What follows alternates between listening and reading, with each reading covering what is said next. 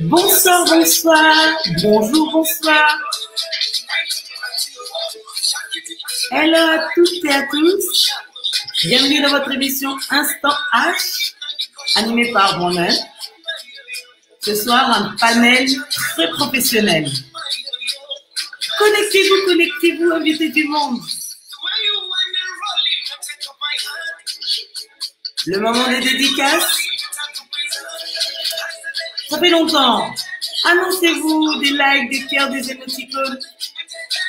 Semash, Jay, Sweet, bonsoir. Bonsoir à notre grand et talentueux chroniqueur, Monsieur Miral William Free. Partagez l'émission. Nous allons démarrer dans quelques instants. Qui est déjà connecté? Saluons-nous. Saluez-nous. Petit message. Petite dédicace. Partagez l'émission, des cœurs, des likes, des émoticônes. Donnez-nous de la force ce soir pour cette thématique. Nous comptons sur vous. Bonsoir, Dieu est bon. J'espère que vous allez bien.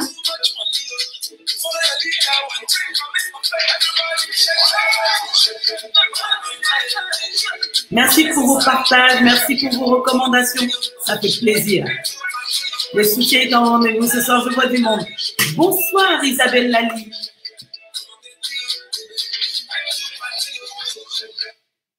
J'espère que vous allez bien. Bonsoir, bonsoir à toutes et à tous. Bonjour selon l'heure, selon le pays et le moment où vous allez nous suivre.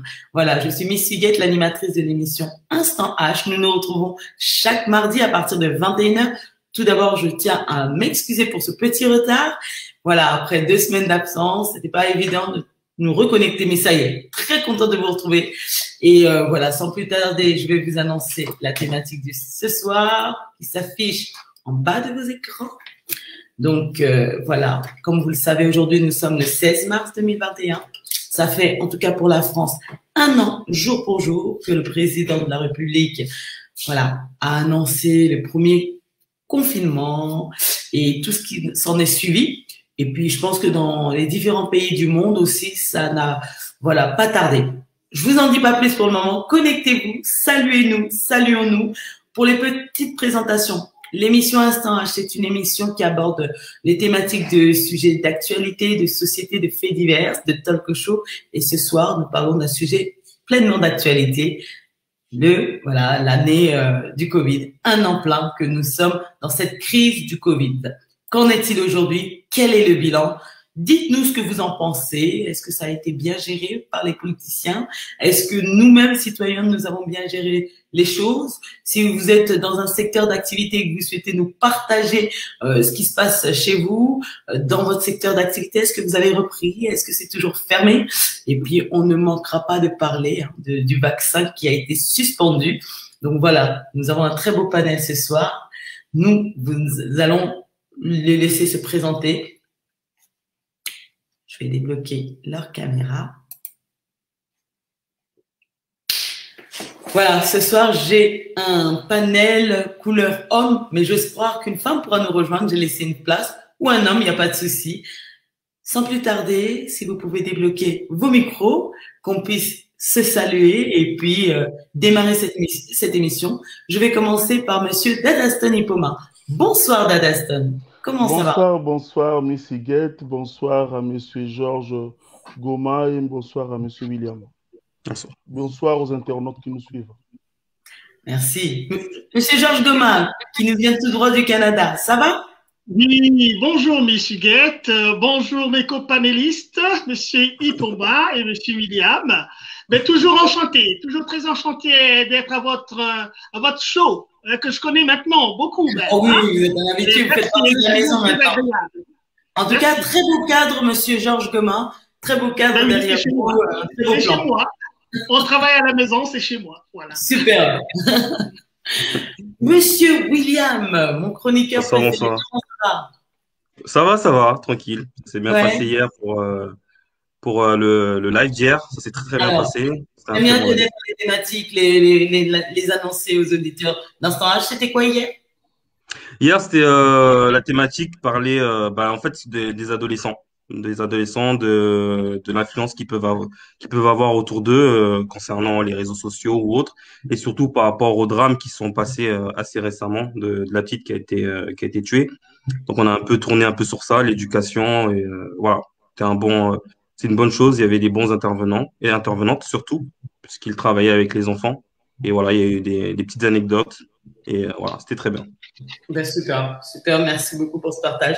Je vois du monde connecté, mais je ne vois pas vos cœurs, vos likes, vos émoticônes et vos partages. Vous savez que c'est grâce à vous qu'on arrive à continuer à impulser cette émission, continuer à créer, à diversifier. Vous nous donnez cette force et continuez encore ce soir à nous aider dans cet avancement d'émission. Bonsoir Blaise, Monsieur Blaise de Bazabidila. J'espère que vous allez bien. Mes salutations. Bonsoir Charlène Cabé. Bonsoir, bonsoir. Ramenez-nous du monde. Un partage, ça ne coûte rien. Sur votre mur, dans des groupes, voilà, dans des réseaux. Vous pouvez aussi l'envoyer sur WhatsApp. Et puis après l'émission sera retransmise aussi sur YouTube. Voilà, sans plus tarder, je vais vous laisser vous présenter très rapidement et puis on va rentrer dans le vif du sujet. Alors, Monsieur Dadaston Ipoma, pour ceux qui ne vous connaissent pas, qui vous découvrent, pouvez-vous vous présenter s'il vous plaît? Oui, bonsoir, je m'appelle Dadaston Ipoma. Je suis ingénieur de formation, donc ingénieur biomédical. Maintenant, je fais la recherche, donc je suis ingénieur en génie biologique et médical. Et maintenant, je suis en thèse, je fais ma thèse à l'Université de Sorbonne. Et voilà, donc j'ai plus de 15 ans de recherche. Donc, j'ai commencé ma carrière à l'INRB, l'Institut national de recherche biomédicale à Kinshasa. Et puis, après, en France, j'ai travaillé à l'UHU, Marseille, avec le professeur Didier Raoult, au début de ce projet. Et voilà, donc maintenant, je suis dans le département de génie biologique et médical de l'Université de Sorbonne. En parallèle, je suis président de la fondation et association IPOMA. Donc, c'est une fondation, ce sont qui œuvre dans le domaine de la santé, du développement durable et puis de la paix. Donc, voilà. Ok, merci beaucoup. Monsieur Georges Gomin? Oui. Alors, est-ce que mon micro est ouvert? Attendez. Oui. Il est ouvert, il est ouvert. Ben alors, moi, je suis Georges Gomin, d'origine congolaise, de Brazzaville. Et en ce moment, j'habite au Canada. Après avoir passé une vingtaine d'années à Paris, où j'ai fait mes études supérieures, j'ai fait ma maîtrise à Toulouse et le reste de mes études à Paris, donc à l'Université de Paris 5, René Descartes, où j'ai fait un doctorat de sociologie avec une dominante en politique sociale.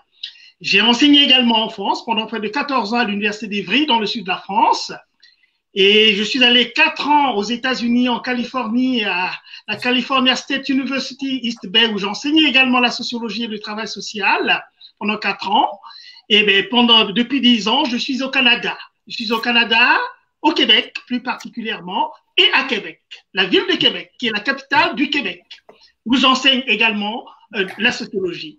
Et puis, bon, ben, aussi, je suis un acteur politique de la place également, hein, pour ceux qui m'ont suivi. J'ai été candidat aux dernières élections majeures ici au Canada, pour un parti qu'on appelle Québec solidaire, où j'y suis encore, d'ailleurs, jusqu'aujourd'hui. Waouh! Voilà. Waouh! J'ai beaucoup parlé de moi, hein, mais je m'arrête là quand même. C'est très bien, on veut vous découvrir et merci beaucoup pour ces expériences que vous nous avez partagées. William! Richard. William, alors peux-tu nous dire les casquettes que tu as pour ceux et celles qui ne te connaissent pas, s'il te plaît? Non, les casquettes, bon, c'est tout simplement chroniqueur ici, bien sûr, toujours à l'instant H. Dans le retour, j'attendais impatiemment et actuellement, j'anime des lives sur Instagram, donc sur mon Insta qui est Will I Am, où on va tout simplement faire des lives sur plusieurs thématiques. Ça peut être des thématiques de couple ou éventuellement des thématiques sur l'actualité, pardon. Et en même temps, je travaille en tant que chargé de relations mobiles pour un opérateur. Donc pour l'instant, par rapport justement à la crise sanitaire, donc je travaille plutôt chez moi. Et voilà, donc je pense que c'est en relié avec ce qu'on va pouvoir voir aujourd'hui. Voilà à peu près mes casquettes. Merci beaucoup. Nous avons Monsieur Magosa qui se connecte en dernière minute. Bonsoir Magosa, comment ça va? Ça va très bien, monsieur Guette, et vous? Oui, très bien. Ben, Bonsoir. très rapidement, nous étions sur les présentations. Si tu peux te présenter pour tous ceux et celles qui te découvrent ce soir. Moi, c'est très simple. Je suis Magosa, activiste militant panafricain, créateur de synergie, entrepreneur, coach love. J'ai plusieurs casquettes. Ce soir, on va faire un bilan de la crise sanitaire Covid. Très, très bien. Merci beaucoup pour cette présentation. Je salue Patty Dizigual Bacouleur. Je fais de gros bisous. Alors, ce soir, nous sommes réunis, comme vous l'avez vu, pour parler de cette année, première année de crise du Covid. C'est quelque chose, je pense, on s'y attendait pas. Ça nous est tombé dessus comme ça. Et du coup, on est en train de vivre avec. On s'est dit, c'est quelque chose qui va passer. On n'a pas, je pense, vu la chose venir. On n'a pas mesuré l'intensité, les degrés. Mais on voudrait avoir votre point de vue. Monsieur Georges Goma, un an, en tout cas pour la jour pour jour, où toute cette situation a commencé. Quel est votre bilan à vous? Comment vous voyez les choses? Écoutez, comment je vois les choses? D'abord, c'est un petit mot sur les grandes pandémies qui ont bouleversé le monde. Oui. Il y a quand même quelque chose à tirer à partir de cette observation seulement. Le 19e siècle, on nous a rapporté la grande pandémie du choléra, qui a fait beaucoup de morts. Et puis vers les années 1920, on nous a parlé de la pandémie et la fièvre espagnole, que nous connaissons également, qu'on nous a rapporté, qui a fait des millions et des millions de morts.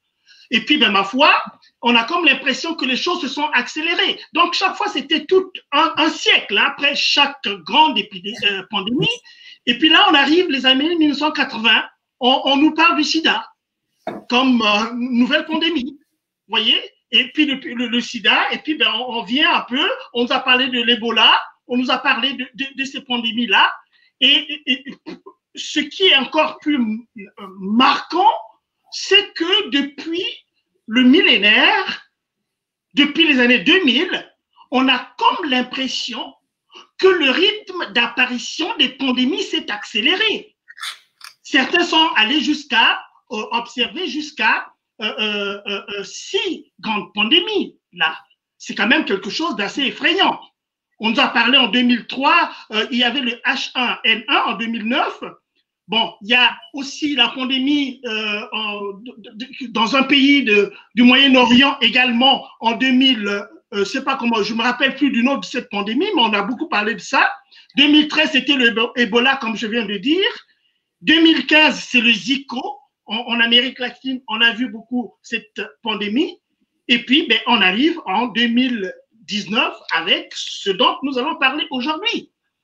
Donc, voilà à peu près l'histoire des pandémies, c'est-à-dire une épidémie, une pandémie, c'est une maladie qui se propage à une vitesse extraordinaire dans le monde entier. Donc, on va revenir là-dessus, je suppose, pour approfondir un peu la réflexion autour de cette nouvelle configuration des pandémies qui nous assaille et qui nous fait quand même quelques frayeurs pour l'avenir. Tout à fait. Avant de passer la parole à mes autres intervenants, je souhaite vraiment encore, je ne cesserai de le dire, présenter mes condoléances à toutes les familles endeuillées, à toutes les personnes qui ont perdu leur emploi, à toutes les personnes, féliciter la bravoure de toutes les personnes qui sont au front pendant cette pandémie. Voilà, et pour tous ceux qui sont un peu oubliés, lésés, en tout cas, nos pensées vous accompagnent. Monsieur Dadadston Ipoma, ce soir, on vous invite en qualité de chercheur, parce que c'est ce que vous êtes, vous l'avez dit dans votre présentation. Vous êtes là depuis aussi le début, comme je crois la plupart de mes invités. Vous êtes venu dans les premières émissions nous dire un peu comment les choses évoluaient. C'est pas que vous étiez alarmiste, non, mais vous nous annonciez quand même que les choses ne s'arrêteraient pas aussi vite. Aujourd'hui, on y est, un an déjà.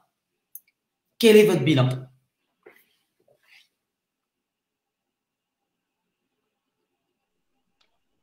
Oui, merci, Miss Guette. Je réitère aussi mes condoléances à toutes les familles qui ont perdu les leurs, hein, précisément à nos frères et sœurs ivoiriens qui ont perdu M. Ahmed Bakayoko, et puis à la famille de notre papa, Jusqu'à Kiambokuta, qui nous a égayés par ses chansons. Donc, nous pleurons avec la famille et puis avec tous les Congolais.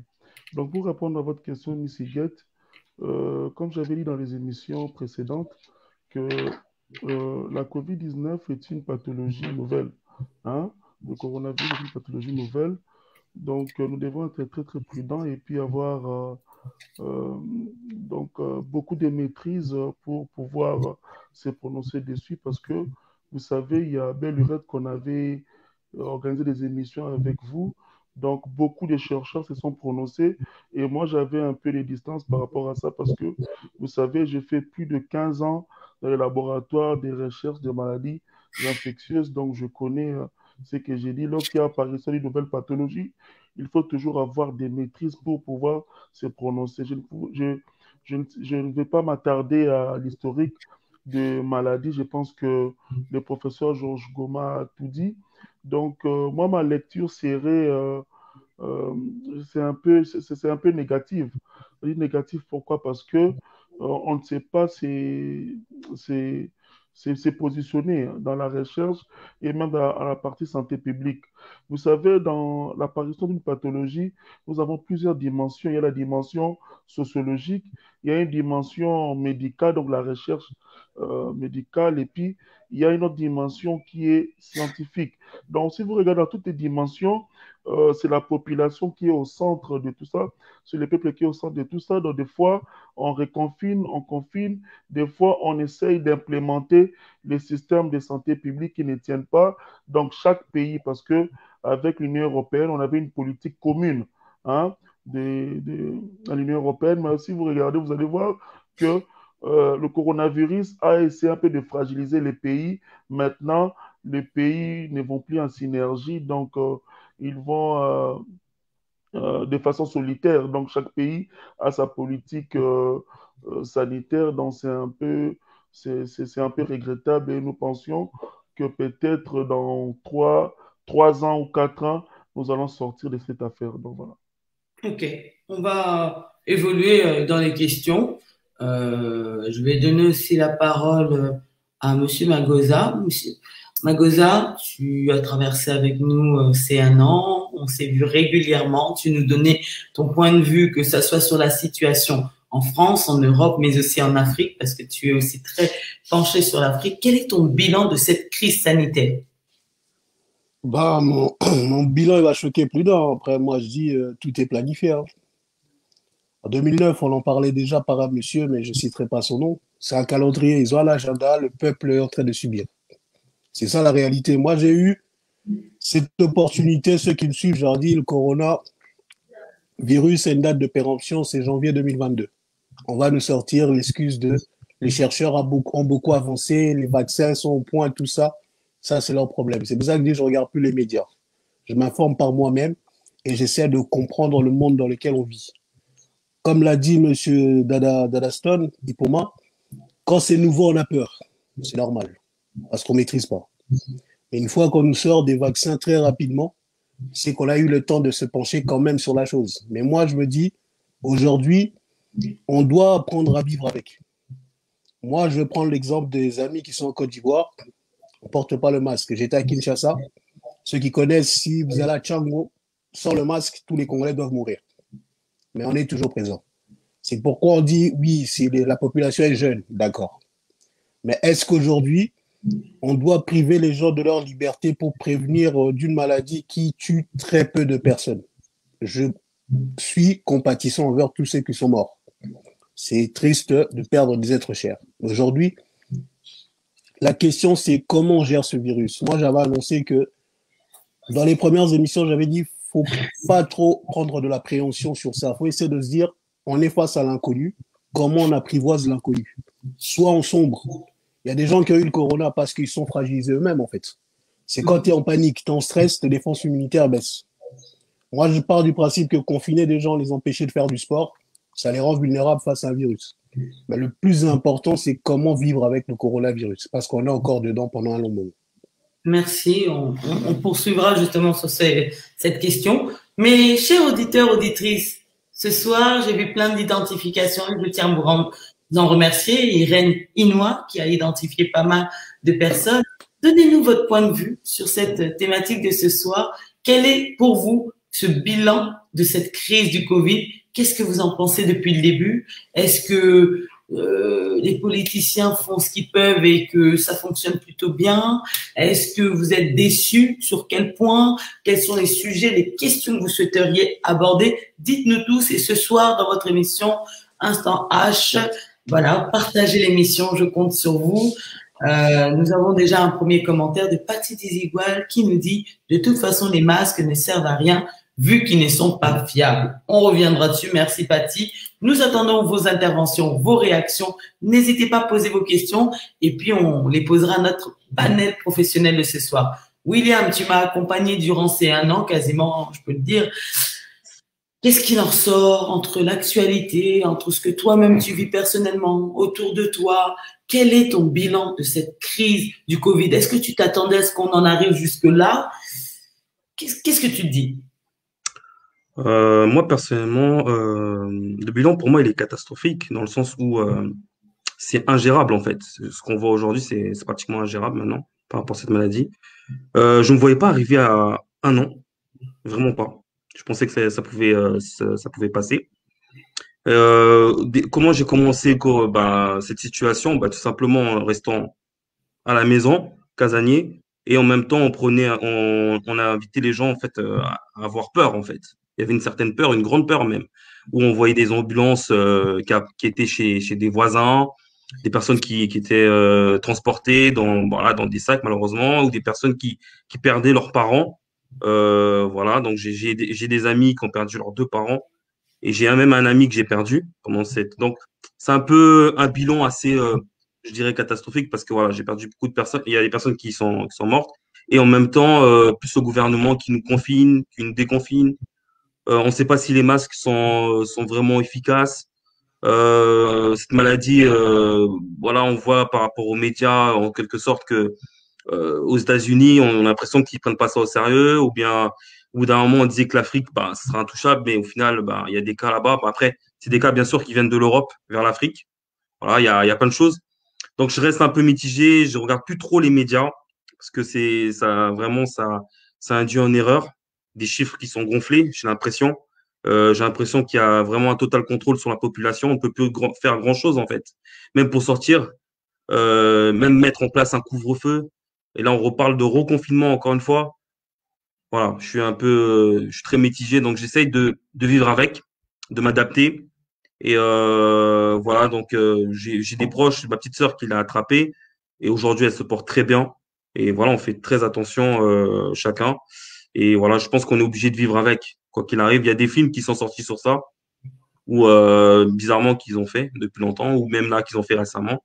Donc après, voilà, on essaye de s'adapter, on essaye de prendre quelques nouvelles et puis de faire les choses. Et puis, ce qui me dérange aussi, c'est le vaccin.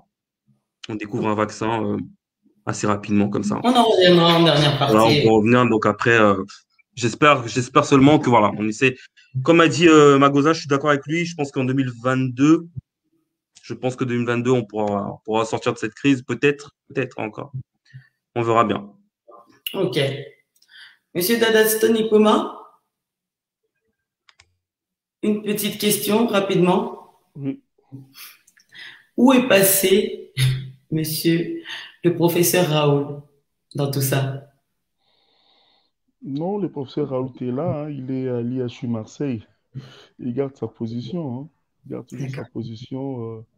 Donc, il est dans son laboratoire, voilà, il est à l'IHU.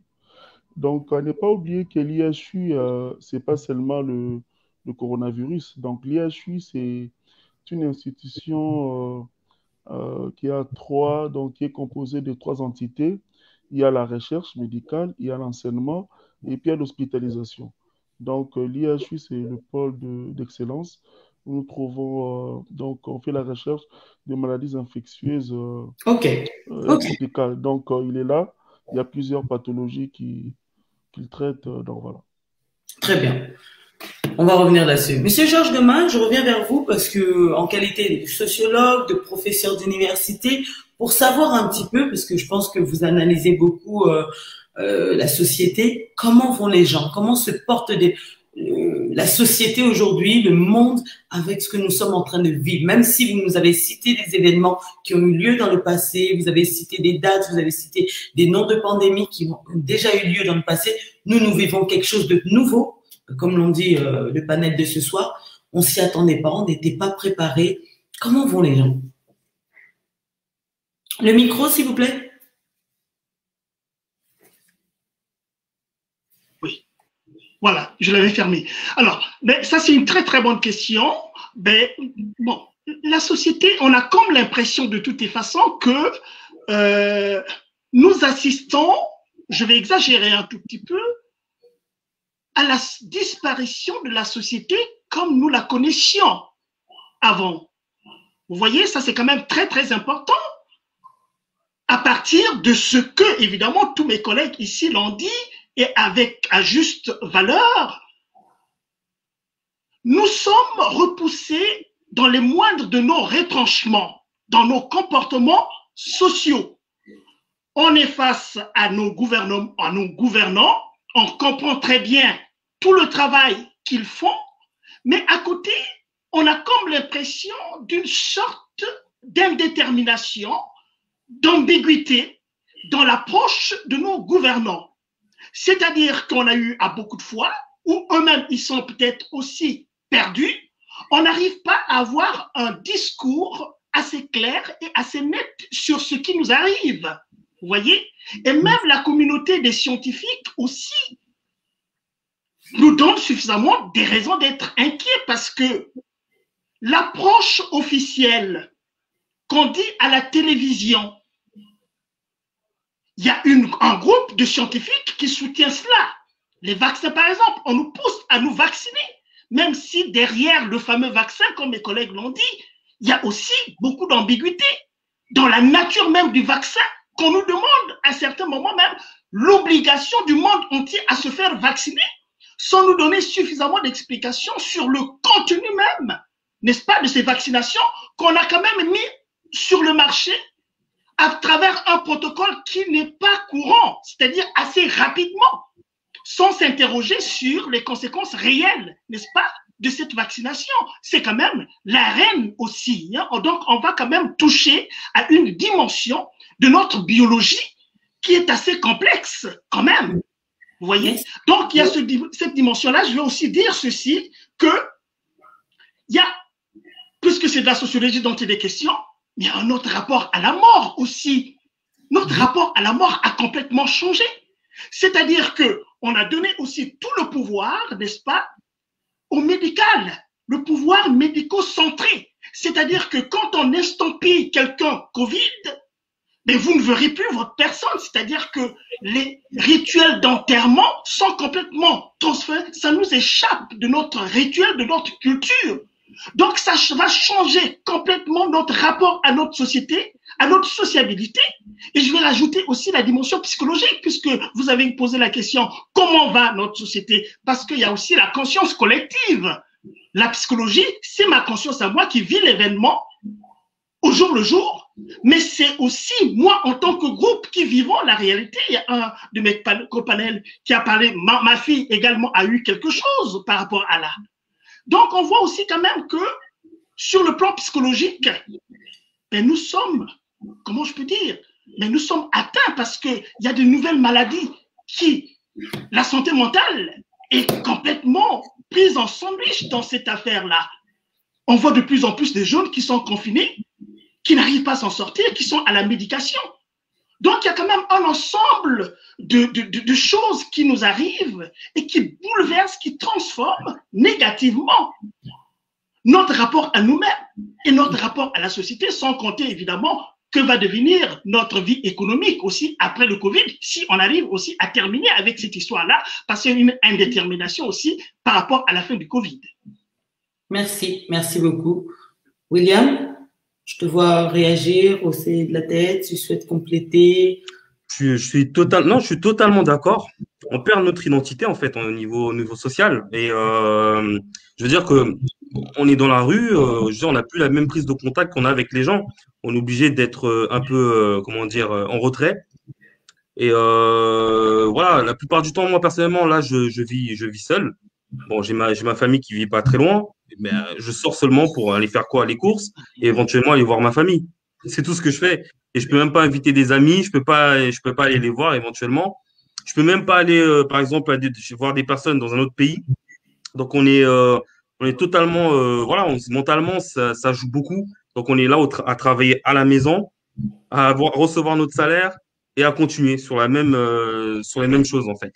Donc je veux dire que là, je ne sais pas comment ça va se passer. Il y en a certains même qui ont perdu leur travail. J'ai des amis aussi qui ont justement perdu leur travail, comme disait Monsieur Goma.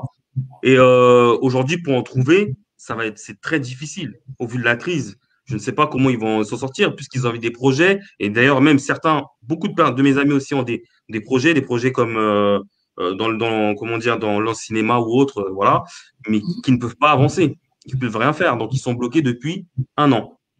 Voilà. Je ne sais pas comment on va s'en sortir. Alors, au début, je pense que lorsque on a annoncé le télétravail, le confinement, ça a été sympa pour certains. Ils ont été contents de rester à la maison. Oui, bien sûr, ça a été sympa, c'est vrai. Mais d'autres personnes, moi personnellement, voilà, je veux pas m'en plaindre par rapport au télétravail, mais j'ai d'autres personnes qui sont dans mon travail qui avaient besoin au quotidien là, en fait, de venir au travail et de pouvoir rentrer. Voilà, il y a même des dépressions. Il y a des personnes qui sont en pleine dépression. Bon, moi, personnellement, je pourrais pas le comprendre directement, mais il y a certaines personnes qui sont en dépression, qui ont besoin de notre travail. Et quelquefois, on leur donne 2 jours pour pouvoir y aller et repartir. Ils ont besoin d'une prise de contact avec d'autres personnes que leur entourage. Voilà. Mais malheureusement, aujourd'hui, c'est assez difficile. Mais il y a aussi des choses il y a aussi quelque chose, c'est que certaines personnes ne respectent pas les distances de sécurité. Il y a plein de choses, en fait. Et voilà, on sait pas en fait comment gérer tout ça en fait. On est un peu perdu. On va progresser. Magosa, débloque ton micro et on t'écoute. En fait, ce que je trouve un peu hypocrite, c'est ces gouvernants qui contrôlent les comportements des populations. Le télétravail, ça a toujours été demandé pour certains secteurs, ça n'a jamais été donné. C'est comme si quand ils n'ont plus le choix, ils donnent pour essayer de garder le contrôle. Tout à l'heure, vous avez parlé du professeur Raoult. Le professeur Raoult, c'est un des éminents infectiologues français qu'on a passé pour un ridicule, pour un petit monsieur, alors que ce monsieur-là maîtrise plus que tous ceux qui passent sur les plateaux télé. C'est pour la question qu'on doit se poser, c'est où sont passées les élites? Quand une personne comme Martin Blachy, qui crée une start-up pour conseiller, donner les chiffres à l'État, c'est la manipulation. C'est pour ça que je dis qu'aujourd'hui, on ne peut plus regarder les médias. Les médias sont contrôlés par ceux qui décident. C'est pour ça que je dis aujourd'hui, on a réussi à annihiler toutes les défenses et toutes les formes de révolte de la population. Parce que quand on te dit que tu vas mourir, les chiffres ne cessent d'augmenter. Aujourd'hui, si on fait un calcul sur les chiffres, toute la population française serait déjà morte avec tous les chiffres qu'on nous annonce. Comment on peut nous dire qu'il y a tant de morts, il y a tant de trucs, mais chaque jour on annonce des chiffres, mais la population est toujours là. C'est qu'il y a un problème. C'est pour ça que je dis qu'à un moment, quand on est en peur, on arrête de réfléchir. Parce qu'en fait, on est acculé par des messages toujours négatifs. Ils ont réussi à jouer sur nos pensées cognitives. Quand on joue dans tes pensées cognitives, et comme l'a dit le professeur Goma, le rapport avec la mort, il change. Aujourd'hui, on est dans des sociétés où les personnes vivent très longtemps, mais ils ont encore peur de mourir. C'est pour ça que je dis, en fait, ils ont réussi à modifier nos comportements et qu'en sortant de cette crise Covid, on n'aura plus les mêmes habitudes qu'avant. On a totalement perdu le sens du lien social, on l'a plus. Comme dit William, comment aujourd'hui pour voyager, on doit faire un test Covid, on doit remplir toutes les informations, là on arrive. En fait, on cède nos informations gratuitement en payant. C'est très complexe. C'est pour ça qu'il faut qu'on aborde de l'aspect politique, social et économique, parce que le Covid génère de l'argent. Ok, on va rentrer dessus plus en détail. Je vois M. Georges Goma cautionner, accepter ce que vous dites. Monsieur Dadaston Ipoma, j'ai des questions à vous poser. Vous représentez le corps de la santé, la partie médicale, les chercheurs, etc. Alors, le 16 mars 2020, et puis s'en est suivi les mois à venir. On nous a dit de mettre les masques, on nous a dit de mettre du gel, on nous a dit de faire les distanciations, on nous a dit de ne pas sortir de chez nous, on nous a demandé pas mal de règles qu'on a en tout cas tenté au mieux de mettre en pratique, mais aujourd'hui on se retrouve le 16 mars 2021, ça ne va toujours pas. Le vaccin a été lancé à une vitesse, comme le disait William, grand V, alors que dans les émissions précédentes, vous nous avez dit qu'il fallait un temps de recherche d'au moins 10 ans, parce que comme on le constate aujourd'hui, jusqu'à aujourd'hui, on nous a pas encore sorti le vaccin contre le sida, contre tant de maladies, mais celui de la Covid est sorti. Ça commence à être pris, on en parlera au fur et à mesure. Qu'en est-il? On a respecté toutes les mesures qu'on nous a demandées. Aujourd'hui, on nous parle même de variantes. Qu'est-ce qu'on doit faire pour sortir de tout ça, en fait? Miss Huguette, merci beaucoup pour la question. Vous savez, le problème du coronavirus, c'est un problème très complexe. Je vais rebondir à ce que le prof a dit et puis à tout ce que les collègues ont dit. Le prof a développé une dimension qui est très importante, la dimension sociologique. Vous savez, en santé publique, nous avons plusieurs dimensions. Il y a la dimension, comme j'ai dit, il y a la dimension politique, il y a la dimension économique, il y a la dimension santé médicale, il y a la dimension sociale, il y a plusieurs dimensions.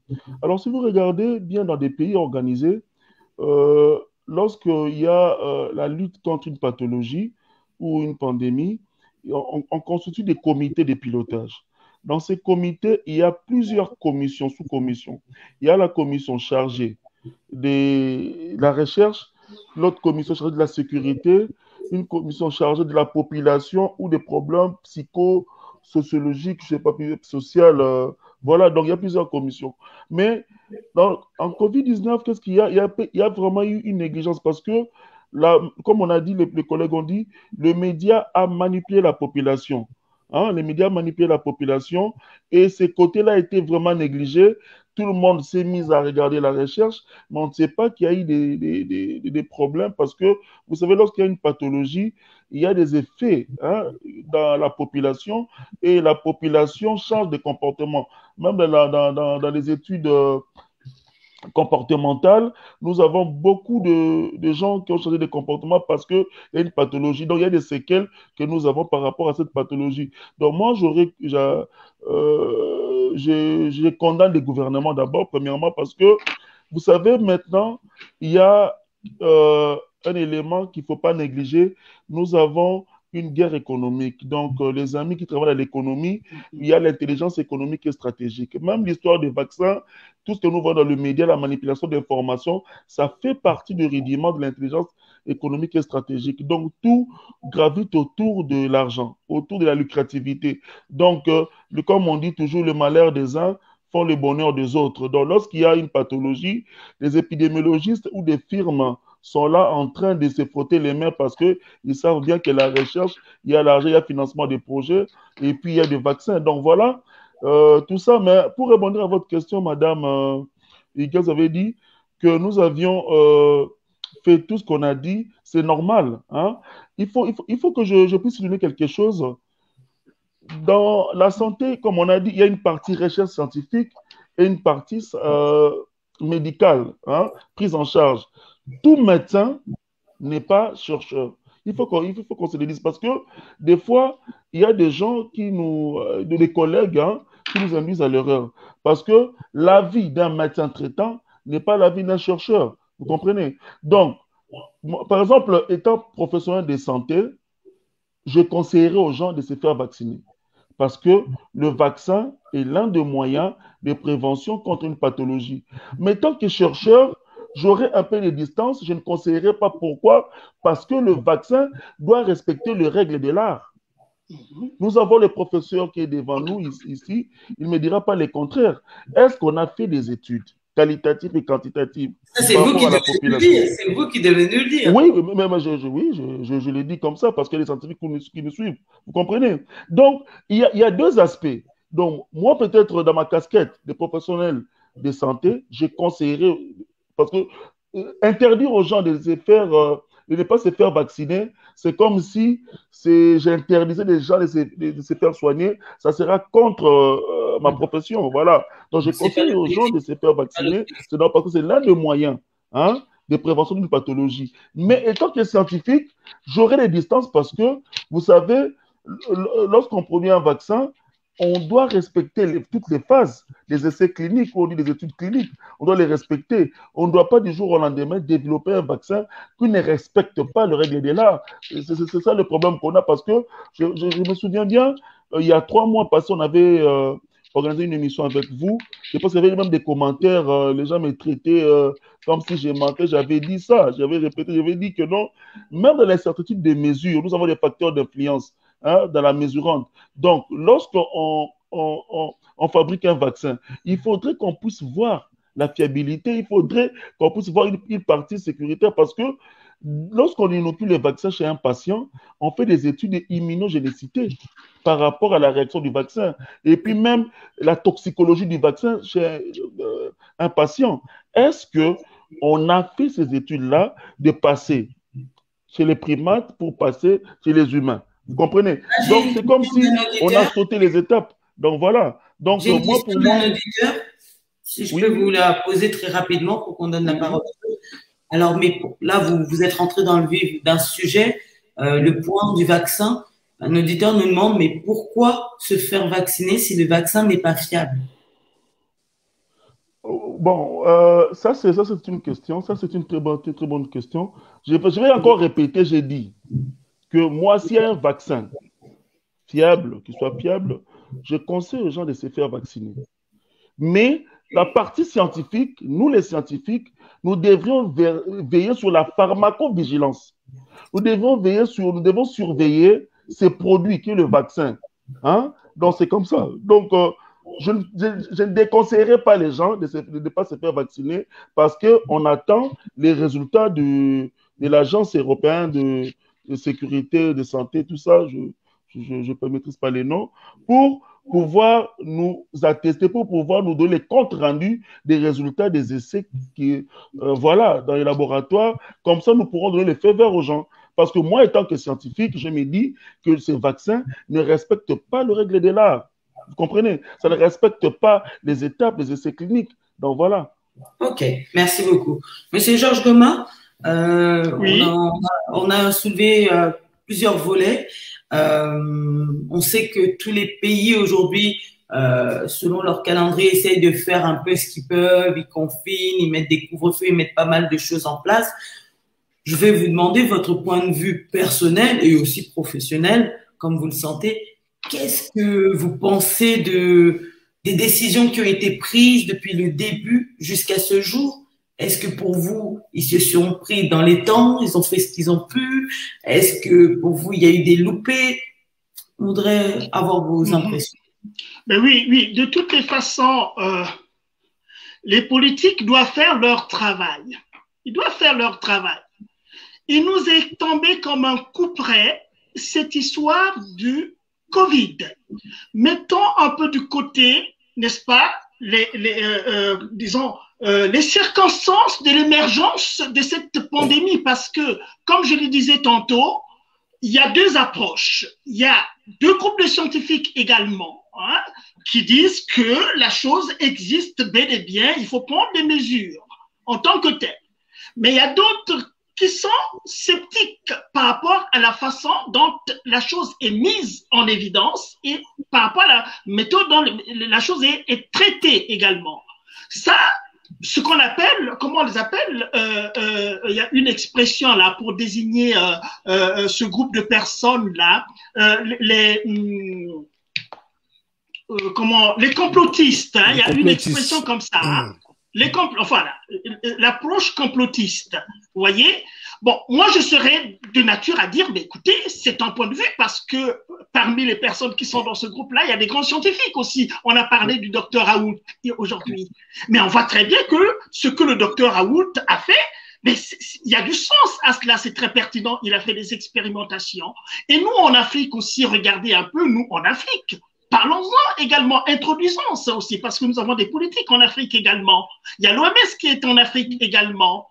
Mais en Afrique, a été quelque part épargné. On n'a pas encore épuisé la réponse à la question, mais comment se fait-il que le continent qui faisait le plus peur aux gens par rapport à l'extension de ce Covid-là, on attendait l'hécatombe en Afrique parce que les hôpitaux, on sait très bien dans quel état sont nos hôpitaux, sur le plan technique, sur le plan des équipements. On se disait, mais moi personnellement, on va demander mon avis personnel. Mais j'étais très apeuré. J'étais très apeuré. Je me suis dit, mais écoutez, tout le monde va crever en Afrique à la manière dont la pandémie se déverse sur le monde. Et vu les morts aussi qu'on a vus en Italie, qu'on a vus en France, qu'on a vus en Angleterre, qu'on a vus au Brésil, qu'on a vus ici au Canada, je me suis dit, mais l'Afrique, c'est terminé. Mais comme par chance, on a vu que l'Afrique se comporte légèrement mieux, enfin, mieux que les autres géographies qu'on a vues. Mais cela ne veut absolument rien dire parce que ça existe, la pandémie existe également. De plus en plus au Cameroun, mon épouse est du Cameroun, mais il y a des nouvelles qui nous reviennent assez régulièrement que telle personne est morte de ce Covid-là. Donc la manière dont les gouvernants gèrent cette situation-là, ils doivent le faire. On doit faire une veille sanitaire sur la chose. Il faut mettre des réseaux de surveillance sur la chose, des réseaux d'alerte sur la chose. C'est très, très, très bien. Mais là où ça coince, c'est ce qu'on vient de dire aussi, que est-ce que ces gouvernants sont compétents pour nous donner la vérité sur la chose? C'est là où le bas blesse. C'est là où le bas blesse. Parce que les approches sont différentes. L'affaire est devenue même géopolitique également. Vous voyez qu'il y a le combat géopolitique qui intègre, n'est-ce pas, la circularité même de cette pandémie. On nous parle du vaccin russe, on nous parle de tel vaccin de ceci, de cela, on se tiraille, les industries pharmaceutiques se donnent à cœur joie. On a évoqué la dimension économique de l'affaire qui est très, très, très importante aussi. Il y a le rapport au néolibéralisme. On sait très bien le néolibéralisme, ce que ça pousse. Tous les systèmes de protection sociale sont ébranlés également. Parce que dans les systèmes de protection sociale, là où les pays développés qui ont mis en place ces systèmes de protection sociale, c'est pour protéger les populations contre ces risques sociaux qui sont de plus en plus nombreux. Mais on constate qu'avec le Covid, évidemment, tout ce qu'on a évoqué, les gens qui ont perdu leur emploi, ceux qui sont protégés par la puissance publique et qui ont des emplois dans des domaines protégés, d'accord. Mais combien de personnes il y a dans les domaines non protégés? Les personnes qui sont en autonomie professionnelle, des gens qui sont des artistes et qui ne sont pas couverts, n'est-ce pas, par cette protection sociale, ça va être la catastrophe. Donc, il y a tout ce rapport politique, tout ce rapport économique, tout ce rapport anthropologique qui nous pousse à vraiment nous interroger un peu sur la pandémie que nous vivons aujourd'hui et que ce que demain va devenir. Je vais terminer un peu pour laisser la place aux autres aussi, puisqu'il y a une discussion entre nous. Mais notre monde ne sera plus ce qu'il est après la pandémie, même si ça se termine, parce que les habitudes également, on a évoqué le travail à la maison, le télétravail. Et bien sûr, il y a des points positifs aussi. Ça participe aussi à la réduction des gaz à effet de serre, non? Parce que les gens travaillent chez eux, on prend plus sa voiture pour rouler, parce que c'est quand on n'a plus des embouteillages, on espère que la couche d'ozone va se régénérer avec un peu cette mise entre parenthèses un peu de ce que nous vivons. Et puis, une fois qu'on aura terminé, si les gens adoptent aussi le télétravail comme une seconde nature, d'accord, ça va se rouvrir. Mais il y aura, même si on repart au bureau, mais il y a d'autres qui vont choisir de travailler à la maison. Mais regardez les grandes villes comme New York, les gratte-ciel, ainsi de suite, où les gens se fourmillaient d'aller travailler.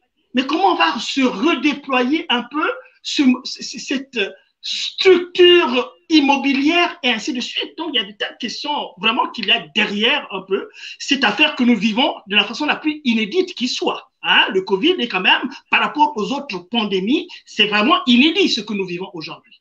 Merci beaucoup. Merci. Magosa, je t'ai vu, voilà, ça, il y avait des émulations en toi. On parle de l'Afrique. Je sais que ça, tout de suite, ça te tilte. Avant, je reviendrai, puisque tu as fait un voyage très récemment, justement, en Afrique, pour nous dire un peu la situation, parce que je t'ai vu un peu circuler un peu partout au pays. On te sent très révolté lorsque tu parles du Covid, lorsque tu parles de toute cette situation. Tu es révolté, tu es contrarié. Contre qui, contre quoi? Quel est ton message? Quel est ton combat, en fait? En fait, moi, je dis toujours, mon professeur de droit dit toujours, la pensée unique entraîne des désastres. On veut nous conditionner à penser tous pareil.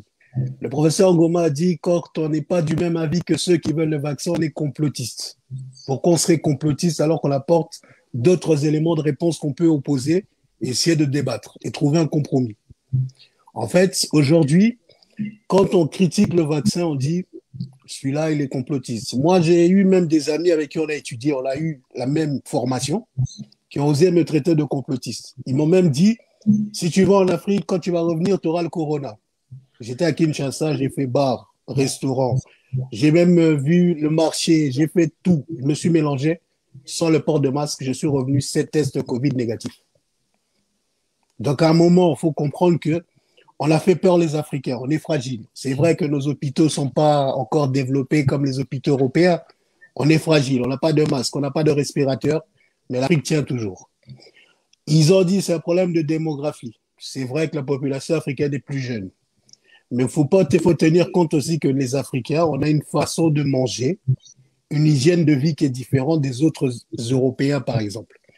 Aujourd'hui, moi, je sais qu'à Kinshasa, si vous avez le coronavirus, il y a une graine qui s'appelle le bonobo. C'est amer, si tu prends ça, ça peut te soigner. On a le Sinda, on a le Congo Bololo, on a le Manako Covid, qui est un médicament d'un Congolais qui est décédé par son âme. Quand on a amené le vaccin, 2 jours après, il est parti. Bref, c'est juste pour dire qu'il y a trop d'enjeux politiques dedans. C'est pour ça que je dis qu'il faudra avoir une lecture différente. Essayer de comprendre pourquoi les Africains tiennent face au corona. À partir de là, essayer de faire des recherches. Comme l'a dit M. Dadaston, il faudrait que les scientifiques puissent travailler la main dans la main. Mais le problème, c'est que les big pharma dirigent le monde. Pendant la Covid-19, j'ai appris qu'il y avait des marchés financiers pour des pandémies. Comment des gens peuvent mettre de l'argent en espérant qu'il y aura une pandémie ou il y aura une épidémie? C'est pas logique. C'est pour dire qu'il faut prendre le recul. Le recul, c'est se dire, aujourd'hui, le corona, il existe, oui. J'ai parlé avec un ami qui est médecin en Europe, il m'a dit, en Afrique, on ne teste pas. J'étais à Kinshasa. La riposte Covid du docteur Bouyembe fonctionne à Kinshasa. Quand on vous teste à l'aéroport, vous avez vos résultats 2 jours après, par email. Ils travaillent. Ils ont mis des locaux spécifiques pour le Covid-19. C'est la Covid ou le Covid. C'est pour dire qu'on a banalisé l'Afrique. L'Afrique n'est pas fragile. On a nos réalités, nos difficultés, mais face au coronavirus, face au sida, face à l'Ebola, face à tous ces virus, les Africains sont toujours présents. À un moment, il faut qu'on arrête de nous prendre pour des petits. Et c'est ce qu'ils ont fait en Europe et dans tous les autres pays occidentaux. On a infantilisé la population. Quand on te dit le port du masque, il est important, 2 jours après, il n'est pas important. On te dit que ce n'est pas dangereux dans les transports, alors qu'on sait que dans les transports, tout le monde se confine. C'est à partir d'un moment où on a des dirigeants qui n'ont pas la transparence d'oser dire à la population, aujourd'hui, on a essayé ça, ça ne fonctionne pas.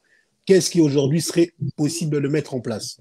Pour les Français qui ne le savent pas, en Italie, ils ont ouvert les restaurants depuis 1 mois. L'Italie est à l'agonie. Ils ont ouvert les restaurants. C'est pour dire qu'à un moment, la politique dite européenne, unité, union, synergie, n'a pas fonctionné. Quand ils ont vu l'Italie agoniser, ils se sont dit, c'est loin de chez nous, c'est encore en Italie. Alors qu'à ce moment-là, ils auraient dû être solidaires avec l'Italie et prendre l'Italie en charge. C'est pour ça que je dis que l'Union européenne, c'est une mascarade. C'est juste des amis qui décident quelle politique mener au niveau de l'Afrique. Mais quand ils ont été attaqués eux-mêmes sur leur sol, moi aujourd'hui je dis, on ne peut pas mettre un couvre-feu, on n'est pas en guerre. Moi j'ai connu la guerre à Kinshasa, en RDC, le couvre-feu c'est quand on est en guerre. Quand il y a des obus qui tirent, qui crépitent, là t'es en guerre. On est en guerre contre un virus, non. Aujourd'hui en fait, décider, gouverner c'est décider en fait. Ils ont tout décidé, ils ont fait tout et n'importe quoi. Aujourd'hui je peux le dire. Il y a des gens qui sont dans le gouvernement Macron avec qui j'ai étudié. Ils savent très bien que tout ce que je mets sur mes réseaux, c'est en contradiction avec ce qu'ils proposent. C'est juste pour leur dire à un moment, faites comprendre à la population. On a essayé, on n'a pas réussi, peut-être. Comme le disait un scientifique, le docteur Perron, tentons l'immunité collective. Le professeur Perron, il est médecin en chef à l'Institut de Garges. On l'a mis de côté comme Raoult parce qu'il n'a pas le même avis que les autres. C'est pour ça que je dis qu'il faut qu'on arrête d'avoir une société où, quand on est contre ce qui est censé être la pensée unique, on est forcément complotiste. On peut être issu d'une même famille, avoir 2 avis différents, on fait partie de la même famille. Mais on sera plus fort si on se dit pourquoi lui pense comme ça, pourquoi je pense comme ça, pourquoi on ne se met pas à table, on discute. J'essaie d'aller dans son sens. Comme on dit en lingala, 6 fois comme un F. Si on arrive à faire ça, on va peut-être vaincre le corona. Mais la solution du masque, du couvre-feu, c'est pas important. Merci beaucoup, Magosa. Merci beaucoup. Alors, William, 2 points pour poursuivre dans l'émission, côté politique et côté économique. On voit aujourd'hui que les gens, voilà, Macron, son équipe, il a changé de gouvernement, entre-temps, viennent, nous donnent un peu la situation actuelle, nous partagent des chiffres, nous partagent des mesures à mettre en place. Et à côté, on entend beaucoup de critiques sur ce gouvernement, sur le président. On les voit, on le lit sur des statuts. Il faut que le président saute, il faut qu'il change. Est-ce que selon toi, il a fait ce qu'il a pu? Est-ce que selon toi, il est si mauvais? On voit aussi que c'est à peu près les mêmes choses qui sont communiquées dans d'autres pays. Et entre-temps, on a vu aussi pas mal de primes qui ont été offertes à tous ceux qui ont été au front. Et il y en a encore à venir. Qu'est-ce que tu penses de tout ça? Ce que je pense de tout ça, franchement, comme j'ai dit, je suis plus trop les médias. Bon, après, j'essaie d'en parler un peu avec mon père. Je trouve qu'il est totalement dépassé. Franchement, j'essaie pas trop de les suivre parce que prime par-ci, prime par-là, histoire de calmer un peu la population. Je vois, nous, notre but, c'est de pouvoir se sortir de cette situation. Jusqu'à maintenant, il n'y a aucune cohérence dans ce qu'il propose, dans ce qu'il sort dans leur discours. Et franchement, au bout d'un moment, on n'a plus envie de suivre ce qu'ils disent et on se laisse en fait à l'agonie en fait. Voilà, on attend, on prend ce qu'il y a tout simplement. Mais pour moi, tout ça, c'est une mascarade. C'est vraiment des personnes qui, voilà, ils savent pas gérer, ils arrivent pas à gérer. Même changer un gouvernement, ça change rien. On va toujours critiquer un président, quoi qu'il arrive. Chaque président a été critiqué. Je pense qu'il peut pas avoir la main mise sur tout, mais je pense qu'il peut faire autrement. Enfin, il peut faire les choses autrement. C'est ça qui est fort dommage, mais il montre vraiment son incapacité à gérer cette situation. Pour moi. Et pour toi, est-ce qu'il a essayé de gérer comme il a pu? Est-ce qu'il a... Je pense pas. Non. Je pense pas qu'il a géré. Comme on a pu le voir avec, comme a dit Magosa, je pense qu'il y a beaucoup de manipulation. Là, récemment, on le voit plus. C'est que le ministre qu'on voit pratiquement, je pense. Je me rappelle bien. Donc, voilà, je pense que ce qu'il sort, enfin, qu'il fait les choses, je pense qu'il est vraiment dépassé. Il est vraiment dépassé par les événements et ils savent pas ce qu'ils font en fait. Pour moi. Il pense à son élection à venir. Exact, 2022. Donc voilà, c'est surtout ça. Mais bon, à ce qui paraît, les sondages augmentent, mais chez les jeunes, pour lui. Mais c'est chez les jeunes. Je pense qu'il y a un peu d'inconscience. Mais sinon, je pense que les chiffres sont gonflés aussi, à mon avis. Merci. Monsieur Dadaston Ipoma, on nous parle de variantes. On pensait commencer à voir le bout des choses. On nous donnait des dates de sortie. Du moins, on a été un peu en semi-liberté. Voilà, on avait cessé à un moment vers le mois de mai, tous ces confinements. On a repris un peu goût à la vie et là, on nous parle de variantes qui viennent d'Afrique du Sud, qui viennent des Royaumes-Unis. Est-ce qu'il y en aura d'autres comme ça? On va où comme ça? Qu'est-ce qui peut encore nous arriver, qu'on soit un peu préparé maintenant? Oui, madame Vemba, je ne suis pas pessimiste. Je ne veux pas faire peur les gens, tout ça, parce que des fois, on nous dit, on fait peur les gens ont peur parce que des fois, nous, les scientifiques, nous avons des termes qui font peur, mais c'est une réalité. Vous savez, lorsqu'il y avait, on était au début de la pandémie, on avait prédit, j'avais dit sur mes posts sur Facebook, j'avais dit que le coronavirus n'est pas une bactérie, c'est un virus. Nous sommes en virologie. Donc en virologie, il y a possibilité d'avoir des variantes de mutation du virus. C'est pour cela, vous voyez, même avec le HIV, on a des soucis pour le vaccin. parce que nous avons beaucoup de sous-types. Hein. Donc, avec la COVID-19, il y aura toujours des variantes. Pourquoi? Parce que c'est une pandémie. Hein. Donc, tous les pays est dedans. Donc, on ne sait pas qui va sortir. C'est comme un cycle infernal. Donc, lorsque, par exemple, le voisin déconfine, l'autre réconfine. Donc, voilà. Et puis, nous n'en avons pas les mêmes populations, vous comprenez? Donc, en virologie, déjà, il y a un virus, il y a probabilité d'imitation. Donc, moi, je pense qu'il faudrait que nous puissions être très sages parce que nous sommes dedans. En santé publique, on ne peut pas se prononcer contre une pathologie lorsqu'on est en pleine pandémie ou en pleine épidémie. Vous comprenez? Donc, l'expérience, on l'aura après la pandémie. Mais maintenant, nous sommes là, on fait des recherches, on ne sait pas où nous sommes parce que, comme on dit les autres, que il y a des gens qui ont dit, il y a certains scientifiques qui ont dit qu'ils sont pour les vaccins et d'autres non. Donc vous comprenez que à chaque moment où on a une pandémie et à chaque moment où peut-être les scientifiques travaillent sur un vaccin, il y a toujours eu des controverses entre des scientifiques. Donc maintenant que je vous parle, ne vous inquiétez pas et puis préparez-vous parce que nous aurons beaucoup de variantes. Aujourd'hui, j'ai suivi à la télé, même sur mon téléphone, j'ai vu qu'il y a une variante française à la Bretagne qui est moins virulente, tout ça. Donc, vous comprenez que nous aurons des variantes, comme nous sommes en pleine pandémie, c'est une nouvelle pathologie que nous ne connaissons pas. Préparons-nous. Moi, c'est ce que je dirais aux autres. Monsieur Georges, le mot de Monsieur Poma là est préparons-nous. Qu'est-ce que vous comprenez par préparons-nous? Qu'est-ce que vous pouvez nous dire par préparons-nous? C'est là où le bas blesse, là. C'est là où vraiment la problématique se trouve à ce niveau-là. On veut bien comprendre, on veut bien,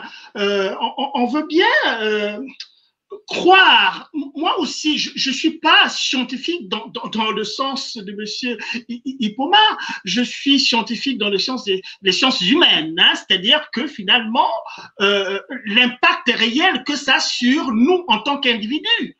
Parce qu'on veut bien vous croire, mais essayez d'avoir d'abord un consensus entre vous, les scientifiques, par rapport au protocole de recherche que vous mettez en route. La mathématique, ce n'est quand même pas comme la sociologie. La mathématique, c'est 1 plus 1 égale 2 et c'est vérifiable. Donc, essayez quand même de cristalliser vos démarches, votre épistémologie et toute votre méthodologie pour nous donner à peu près un profil réel de l'état de la pandémie, le profil de la pandémie et son évolution. Maintenant, quand on entend beaucoup de choses parfois qui se contredisent, que voulez-vous que nous fassions nous? Nous ne sommes que des victimes, on nous victimise même. Vous voyez un peu? Certains ont démontré, y compris même des scientifiques qui ont travaillé dans ces laboratoires-là en Chine, quand même, qui se cachent, qui craignent pour leur vie, parce qu'ils ont peur qu'ils soient pris, mais qui vous expliquent quand même la responsabilité des scientifiques dans l'émergence même de cette pandémie-là. Vous voyez? Donc, le coronavirus en question, on nous rapporte aussi les possibilités de mutation. Ce n'est plus un virus comme on les connaît, naturel. Ce n'est plus des virus naturels.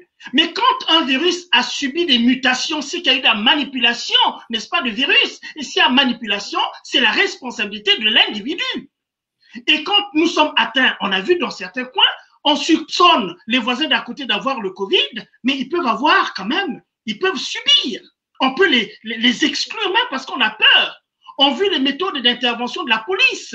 C'est comme si c'est moi qui suis responsable de ce qui m'arrive. Vous voyez? Donc, il y a quand même toutes ces choses-là. Nous voulons vous croire, mais donnez-nous un discours suffisamment clair pour qu'on sache comment ça procède.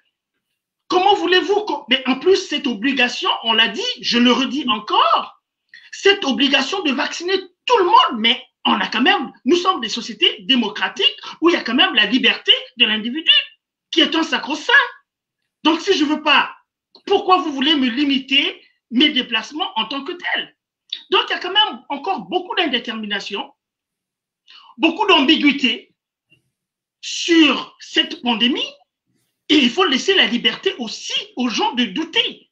Comme disait l'autre, le président ergo sum. Je doute, donc je suis. Il faut que je donne du sens. Il faut qu'on me donne la liberté de donner du sens à mon existence. On a bien vu l'Afrique. On l'a dit, l'Afrique est quand même logée à une différente enseigne que les autres. Voilà. Mais la pandémie, en principe, doit prendre tout le monde à peu près de la même manière. Donc, il y a quand même beaucoup de choses qu'on ne nous dit pas. Qu'on nous dit pas. Et nous avons raison quand même de le dire de cette manière-là. Nous ne remettons pas en cause le travail des scientifiques. Mais nous disons tout simplement que les scientifiques s'arrangent quand même à nous proposer une lecture à peu près partagée, unanime de la chose, d'autant plus que vous évoluez dans les sciences qu'on appelle les sciences exactes qui procèdent de l'expérimentation, avec un protocole bien déterminé pour arriver à un résultat. Dites-nous comment est ce virus-là, monsieur Ipoma. Allez-y, monsieur Ipoma, très rapidement pour donner la parole. Oui, moi, je voudrais répondre au prof. Vous savez, lorsque vous parlez des scientifiques en général, comme vous avez dit, nous avons deux camps de scientifiques. Il y a des scientifiques qui sont objectifs, et il y a d'autres qui travaillent pour des firmes, mais ils sont des scientifiques.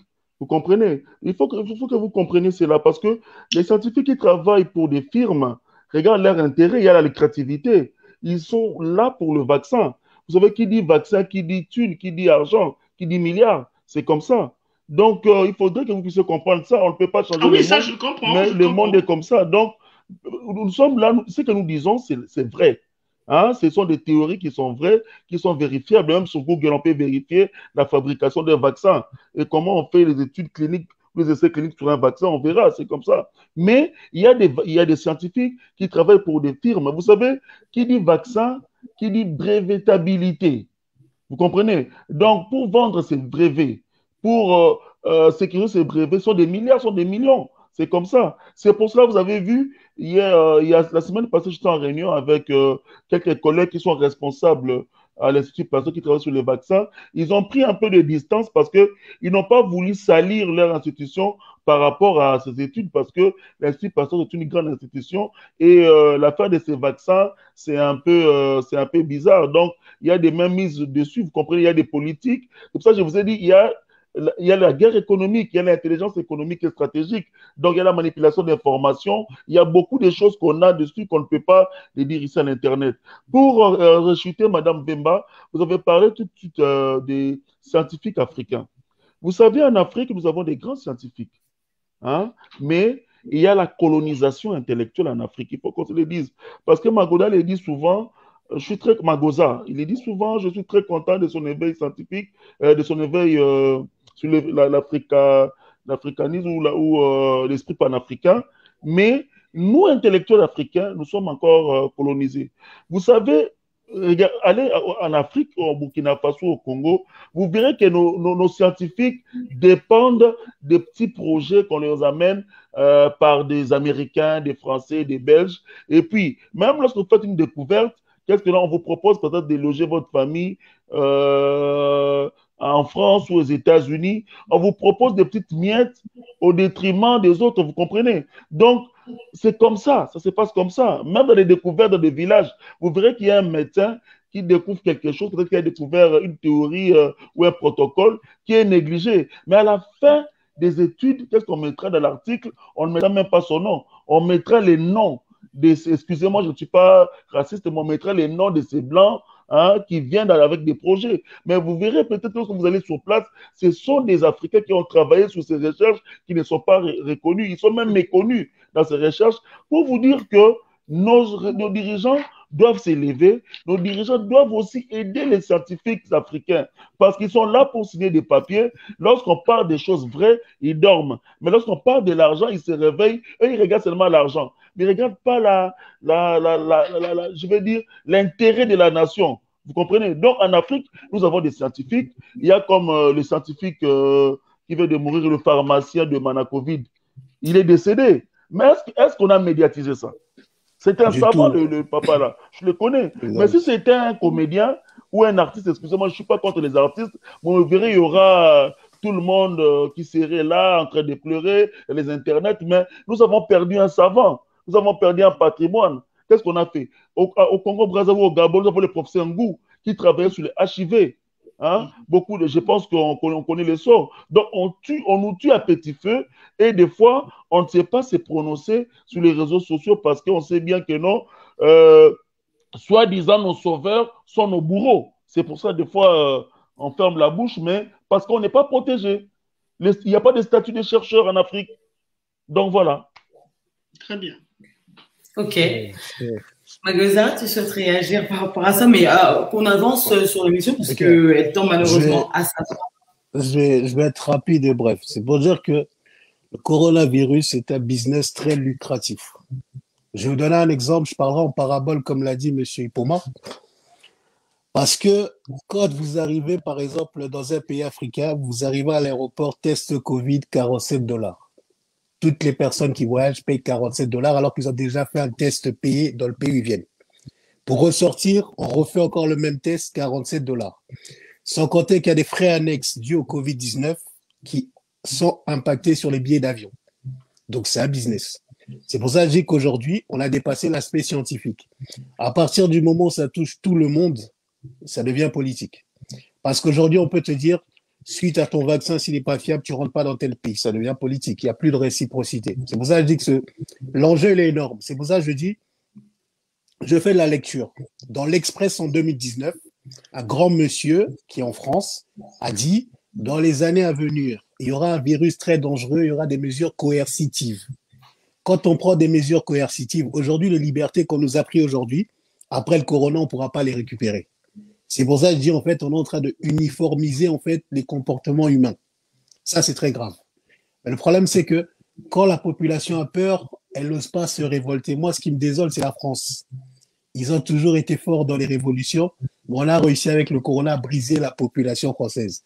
Même les jeunes qui se révoltent, on les a brisés parce qu'ils sont à la merci. Il y a des étudiants qui volent pour manger, qui n'arrivent pas à sortir, qui n'arrivent même plus à... C'est pour ça que je disais à une amie, être jeune en 2020-2021, c'est très difficile. Avoir 20 ans, c'est compliqué.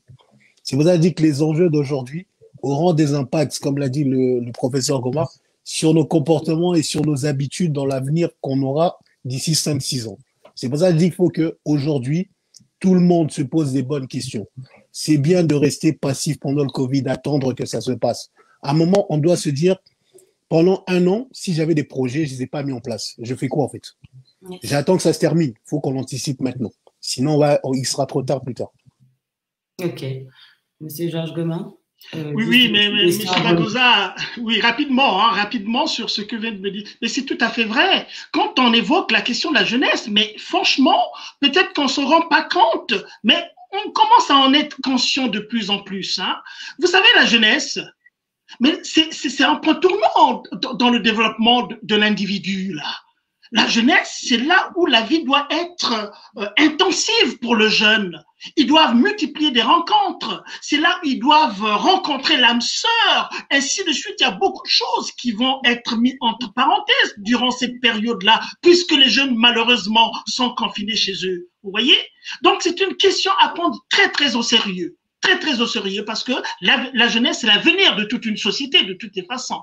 Et puis l'autre affaire que je voulais mettre en évidence, c'est un peu la récupération, surtout en parlant d'Afrique. Hein. Vous avez parlé de la récupération politique de cette affaire du Covid qui profite à des régimes dictatoriaux, tyranniques, de faire des choses incroyables au Congo-Brazzaville, d'où je viens par exemple. Vous voyez un président qui empêche les gens de fêter Noël et de fêter la Saint-Sylvestre. On a interdit, les gens sont restés chez eux, on a interdit.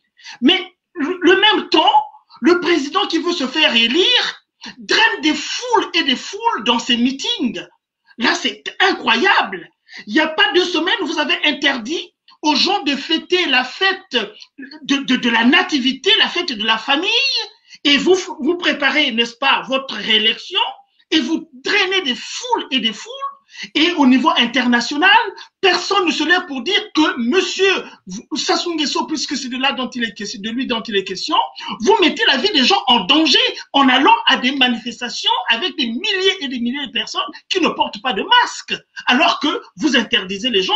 Alors ça, c'est quand même, c'est ahurissant. C'est ahurissant de voir des choses comme ça. Ok, je rebondis très rapidement sur cette dernière question pour tout le monde. L'arrivée justement du vaccin, est-ce que pour vous, Monsieur Dadaston Ipoma nous a répondu, mais pour vous, votre point de vue, est-ce que c'est l'issue de secours pour sortir de toute cette crise sanitaire? Je vais être bref, moi, en tout cas. Un vaccin ne soigne pas un virus. Ça permet juste de façon momentanée de stopper un peu les effets. C'est pour ça que je dis, en fait, on ne peut pas dire que la solution à ce virus-là, c'est le vaccin. Toutes les pandémies terminent comme elles arrivent. La grippe hivernale, elle est saisonnière. C'est pour ça que je dis, en fait, il faut qu'on sache, comme l'a dit le professeur Goma, on va toucher à nos génotypes. On va modifier des choses dans nos corps. Faut pas le prendre à la légère. C'est pour ça que je dis qu'aujourd'hui, les scientifiques, comme M. Pouma, doivent avoir l'honnêteté de nous donner la transparence des informations. Ces informations-là, je suis allé les chercher moi-même parce que j'ai des amis aussi scientifiques qui osent le dire en privé parce qu'ils ne peuvent pas parler en public. Mais il faudrait dire à nos proches que ce vaccin-là, il est dangereux. Mais aujourd'hui, si on n'a pas le choix, moi, j'aime voyager. Si on me dit, tu n'as plus le choix, tu dois voyager, je te dis, mets-moi ton vaccin. Quoi qu'il arrive, on va faire avec les ancêtres, ils vont régler la suite. Mais pour d'autres femmes, par exemple, qui n'ont pas encore de gosses, moi, je dirais de ne pas prendre le vaccin. Ok. William, ton point de vue sur l'arrivée du vaccin, est-ce que ça va, selon toi, si tout le monde Selon moi, permettre d'avancer et de selon moi, non. Selon moi, non, pas du tout. Je pense que, comme l'a dit Magosa, le coronavirus, il est venu d'un coup, il repartira d'un coup, comme ça. Il faut déjà qu'on travaille notre aspect mental. Il faudrait en fait se ressaisir. Sans rien faire. Pardon? Il faut rien faire. Il n'y a rien à faire. Mais tous les virus partent comme ils viennent. Hein. Ouais, ils partent comme moi, personnellement, j'ai pas attrapé le coronavirus. Je l'ai pas attrapé. Ma petite sœur l'a attrapé. Elle l'a traité, elle est restée en isolement, et elle l'a traité. Et aujourd'hui, elle se porte très bien. J'ai d'autres personnes, c'est pareil. Donc, en fait, mentalement, déjà, il faut se remettre en place. Il faut essayer de rattraper sa vie sociale, essayer d'un peu de reprendre contact avec des personnes, avec des collègues, et essayer qu'on appelle de temporiser au niveau de sa peur, de sa crainte. Essayer de revivre, en fait. Parce qu'au bout d'un moment, on nous a privés de vivre, en fait. Et même là, aujourd'hui encore, on nous prive de vivre. Il est à 18 h, on est obligé de rester à la maison, or que là, je pourrais sortir pour faire un footing. Mais je ne pourrais pas. Donc, je pense que ça ne sera pas vraiment la solution. La solution première, c'est mentalement, il faut qu'on se reprenne déjà d'un premier temps. Et ensuite, au niveau santé, il faut que les chercheurs trouvent ce qu'il faut. Il faut qu'ils soient cohérents dans leur dire. Et à partir de ce moment-là, oui, on pourra prendre des décisions. Moi, personnellement, mes parents, je leur indique que non, il faudrait pas mettre le vaccin. Ça, c'est dangereux, en fait. Surtout pour des personnes qui sont, je veux dire, qui ont déjà des maladies ou autres, surtout qu'on ne réagit pas de la même manière, on n'a pas le même corps, le même organisme, qui est totalement différent. Donc, il y a plein de choses, en fait, qui rentrent en compte. Pour moi, il faudrait que le vaccin ne serait pas une solution, pour moi. Okay. Monsieur Georges Goma, vous ne m'avez pas répondu à cette question. Bon, écoutez, à cette question-là, moi j'ai foi en la science, je crois en la science. Hein, voilà, il y a des gens qui sont payés pour faire ce qu'ils doivent faire. Je suppose quand même que ils y mettent l'éthique qu'il faut par rapport à cela. Mais je comprends bien, Monsieur Magosa. Moi, je suis tout à fait, je comprends très bien. Mais je suis pas une personne qui a des œillets comme ça. Vous voyez, moi, je fais foi en la science. Si elle est pratiquée comme elle doit être pratiquée, ben ma foi, si le vaccin, comment je peux dire ça? Ben, il faut le prendre. Il faut le prendre. Quand je vois Israël, par exemple, un pays comme Israël qui regorge quand même des grands scientifiques également, qui a presque vacciné toute sa population, on va pas dire que Israël veut tuer toute sa population. Je ne pense pas. Bon, maintenant, d'un autre côté aussi, je vais bien comprendre qu'on nous apporte vraiment des lumières sur le caractère assez spécifique de cette pandémie du Covid-19 en tant que telle. Vous voyez? Donc, je peux pas me prononcer. J'en suis à me demander, vais-je me faire vacciner? Ne vais-je pas me faire vacciner? Ça, je peux pas prendre voilà, je peux pas être tranché là-dessus parce qu'il y a déjà une indétermination, n'est-ce pas, sur la façon dont on gère la chose ou on cherche ses voies et moyens pour s'en sortir. Voilà, c'est tout ce que je peux dire. Bon. Juste pour revenir à ce que vous dites, Monsieur Ngoma. Oui. Israël vaccine sa population. Est-ce que les réalités d'Israël sont les réalités africaines? Dans un continent qui a été moins touché, pourquoi on veut lui mettre le vaccin? Moi, c'est une question qui me semble anormale. Oui. Ma maison brûle, mais je vais d'abord me préoccuper de celle du voisin alors qu'elle ne brûle pas. C'est anormal. Ouais, je suis tout à fait d'accord avec vous. Je l'ai même dit à des émissions. Hein. Je l'ai dit à des émissions ici également sur l'Afrique, évidemment. J'ai ressorti ces points-là. Mais donnons la valeur à l'hypothèse. Voilà. Hein, dans le cadre d'indétermination par rapport à ce qui arrive. Juste pour être bref. Par exemple, il a dit M. Ipoma tout à l'heure. En France, ceux qui connaissent Karine Lacombe, qui conseille le président français, elle a combien de conflits d'intérêts avec Gilead? Ça, c'est vérifiable sur Google. Vous allez vous taper son nom, Karine Lacombe, vous allez voir ses conflits d'intérêts. Elle conseille, elle aide dans la décision. C'est compliqué. C'est pour ça que je dis que le conflit d'intérêts est issu des Big Pharma. Les Big Pharma aujourd'hui, moi, je ne peux pas avoir confiance. Quand on meurt d'Ebola en Guinée et qu'on rentre aux États-Unis, on est soigné, c'est qu'il y a un problème. S'ils ont des solutions, les vaccins, appliquez-les d'abord aux Européens, les Africains, on verra par la suite. Si on est vraiment à l'agonie, on demandera l'aide comme d'habitude, on demande l'aide. Mais aujourd'hui, on n'a pas besoin de votre aide. C'est ça, en fait, la réalité. Selon moi, en tout cas. Merci beaucoup. Monsieur Dadaston, on parle du vaccin qui a été mis en place depuis déjà un certain temps. Il est déjà administré aux citoyens dans différents pays.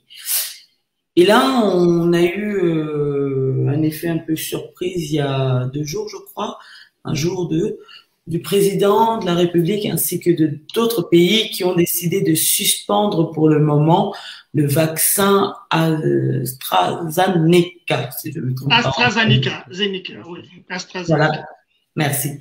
Et de ce fait, on voudrait un peu comprendre, d'autres nous disent des choses, d'autres une autre. Qu'est-ce qu'il en est? Parce que ça peut faire un peu paniquer la population. Pourquoi cette suspension? Mais c'est normal parce qu'il y a des effets secondaires, c'est normal. Il y a des effets secondaires par rapport au vaccin, c'est pour cela il y a l'Union européenne, l'Agence européenne de sécurité sanitaire est en train de statuer dessus. Hein. Vous savez, comme on avait dit, moi je le dis toujours, hein, parce que vous savez, comme a dit le prof Magoza, moi lorsqu'on me pose la question, étant professeur de santé, je conseillerais aux gens de se faire vacciner. Méthode scientifique, j'ai les soubassements. Parce que la science n'est pas l'évangile. Hein? Alors, moi, j'aimerais aussi rebondir à la question que vous avez posée au professeur. Pour moi, l'immunité collective est parmi les solutions primordiales dans cette pandémie. Parce que vous êtes sociologue, professeur, regardez bien, faites des recherches sur des pandémies, sur des épidémies. Vous verrez, comme a dit Magoza, que la vaccination ou le vaccin n'ont pas éradiqué complètement des épidémies ou des pandémies. Donc, quelque part, les populations ont développé l'immunité collective. Nous allons aller à New Delhi, vous verrez que même à l'Inde, parce qu'on avait dit que ça sera une catastrophe, on a tout ouvert et la population a développé l'immunité collective. Donc, il n'y a plus de décès comme auparavant. Donc, moi, je crois avec le temps, parce que toutes les épidémies ou les pandémies, ça vient d'une façon sporadique. Vous comprenez? Il y a un moment où nous allons développer l'immunité collective et je crois qu'il n'y aura plus le coronavirus. Parce que nous avons une problématique qui est majeure. C'est la problématique de supply chain. Maintenant, l'AstraZeneca n'arrive plus à distribuer. C'est comme si on s'est fait arnaquer. Il avait dit qu'il allait donner plus de 40 millions, 80 millions de vaccins et maintenant, il livre presque la moitié au pays. Donc, même le supply chain, la logistique ne répond plus. Ça veut dire que si nous attendons que le vaccin pour éradiquer cette pandémie, je pense que nous allons faire faillite et puis les gens vont succomber, vont mourir. Donc moi, je crois à l'immunité collective parce que la science s'éprouve, la science les dit, faisons des recherches, nous verrons que l'immunité collective est parmi les moyens qui aident à éradiquer une pathologie. William, par rapport au vaccin, quel est ton point de vue, le vaccin qui est actuellement suspendu, est-ce que ça te rassure? Est-ce que tu comprends? Personnellement, ça ne me rassure pas du tout, mais vraiment pas du tout. Je pense qu'il y a beaucoup de personnes qui sont dans mon cas. Comme j'ai dit, hein, c'est encore mal géré. Ils ont lancé un vaccin, ils ont précipité la population sur ce vaccin, et au final, ils l'arrêtent. Donc, on est vraiment, c'est vraiment de la mascarade. En fait, il y a tellement d'informations. Il y a à côté le vaccin, il y a à côté la maladie, il y a les chiffres. On est vraiment instrumentalisé en fait, pas vis-à-vis des gens en fait. Il y a plein de choses qui rentrent, plein d'informations qui rentrent dans nos têtes et qui nous conditionnent en fait, qui nous mettent certes en alerte, mais d'un côté on a envie de se dire mais eux-mêmes ne sont pas cohérents, ils ne savent pas de quoi ils parlent. Comment on va se sortir? On reste vraiment sur je veux dire, là, je sais pas quelle issue on va avoir exactement. Et je ne pense pas que ce soit le vaccin ou autre chose. J'aurais une question, Miss Guette. Allez-y. Oui, mais là c'est peut-être un peu à M. Ipomba, là, qui est dans le domaine de cette science-là. Oui, juste répondre sur la... On le laisse terminer, puis juste après, on te passe la parole. Pas de souci. S'il te plaît. Ah oui. Non, mais c'est-à-dire qu'on met beaucoup de passion sur le vaccin. Et qu'en est-il de l'aspect curatif? Pourquoi on ne parle pas aussi que la science se démène un peu pour trouver un médicament qui soit efficace. Et puis, bon, on nous parle beaucoup des chiffres des gens qui sont atteints, mais quel est le devenir de ces gens-là? Est-ce qu'il y a un suivi par rapport à toutes ces personnes, des gros chiffres qu'on nous balance tous les jours aussi? On aimerait bien quand même savoir un peu le devenir. Comment est-ce qu'ils arrivent à se faire soigner ou bien de sortir un peu des statistiques? Et c'est surtout la dimension curative de la chose. Hein? C'est-à-dire comment on peut mettre assez de passion pour trouver quelque chose qui soigne en tant que tel? Je ne sais pas si c'est clair ma question. Oui, j'ai compris la question, mais je pense que je parle en parabole. Je vous ai dit la notion de l'intelligence économique et stratégique. Vous comprenez? Donc, ça veut dire que le vaccin est plus lucratif que le traitement. Parce que vous savez, un vaccin, ça coûte combien? Parce qu'il faut vacciner tout le monde. Hein? Voilà. Parce que le traitement, on peut accepter, on peut ou ne pas avoir un traitement. Mais le vaccin s'est imposé, comme a dit Magoza et William, qu'on nous a un peu infantilisé. Donc, on nous impose. Hein? Donc, il y a l'aspect politique. Il y a une dimension politique qui nous impose à nous faire vacciner. S'il faut vacciner maintenant 60 millions de Français, vous savez, l'AstraZeneca va approcher combien? Il y aura des milliards. Maintenant, calculé par autant de pays. Donc, dans la vaccination, c'est imposé, on nous impose. Le vaccin, mais par rapport au traitement, je ne pense pas qu'on pourrait nous imposer. Mais moi, je vous dis, je vous rassure plutôt que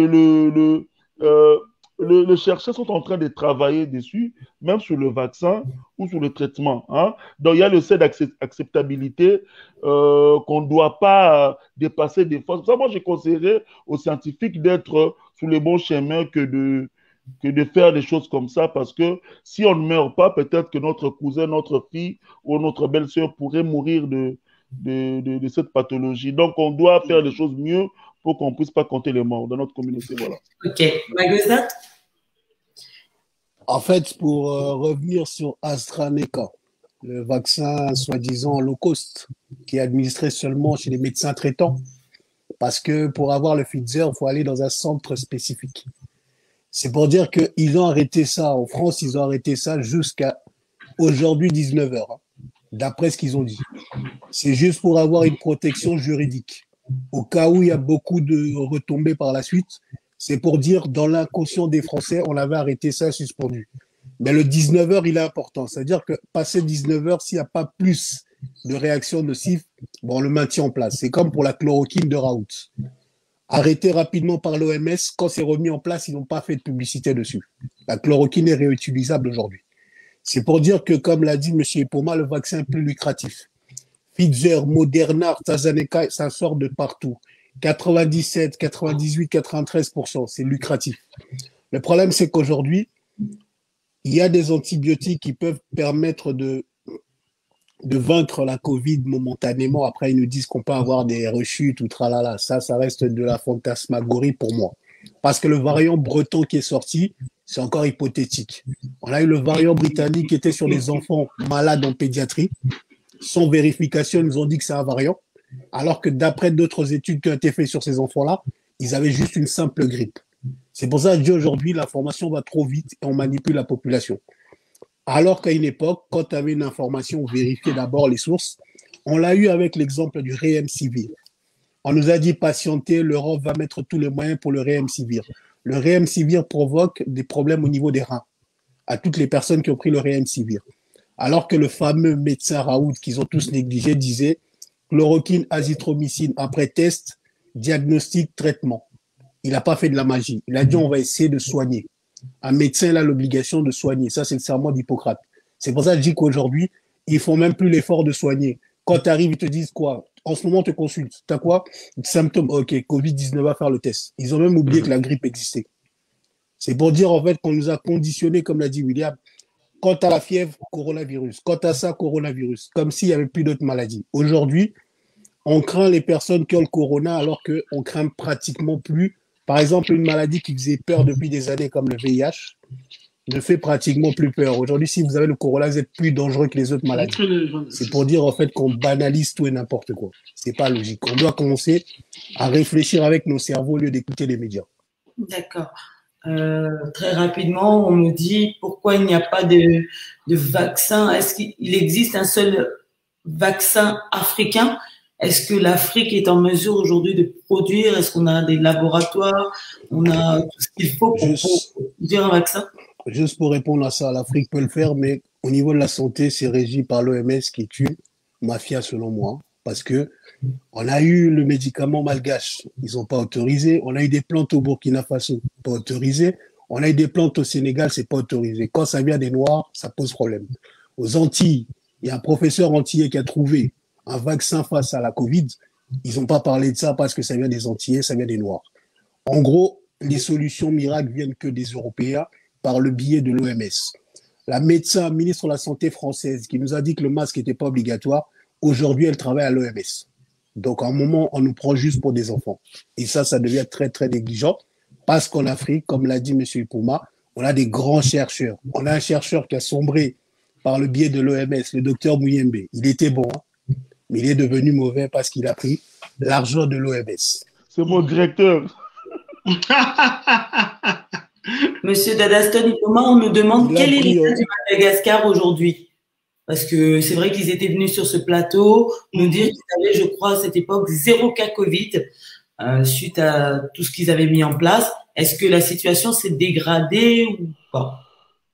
Moi, j'étais pessimiste par rapport à ça. Donc, on était sur les plateaux. Je pense qu'avec les collègues, moi, j'étais dans ces laboratoires. Donc, je pense qu'il y avait des collègues qui vantaient le prouesse de notre frère Mouniangui. J'avais dit que c'était du n'importe quoi. Vous savez, nous avons un grand professeur devant nous. La science s'éprouve. Hein? On ne parle pas de la science comme ça, que j'ai découvert ceci, cela. Il faut le prouver par des articles, par des sujets de recherche, par, voilà, faire une étude qualitative, quantitative. C'est ça la science. On ne peut pas s'élever du jour au lendemain, dire que j'ai découvert un produit contre le Covid-19, tout ça. Non, voilà. Je ne suis pas contre le malgache, nos frères malgaches. Ils ont fait du boulot, mais aujourd'hui, il faudrait qu'on puisse avoir des travaux de recherche pour prouver cela. Vous savez, parce que des fois, il ne faut pas toujours, monsieur Magoza, je vous comprends vous êtes panafricain, c'est bien. Mais des fois, il faudrait qu'on puisse aussi être sérieux. Chaque métier a ses règles. Hein, le professeur est là. Lorsqu'on découvre quelque chose, on doit respecter les règles de la recherche scientifique. On ne peut pas se lever du jour au lendemain et dire qu'on a découvert un produit où il n'y a pas des travaux de recherche dessus. Voilà, c'est un peu moins sérieux. Voilà.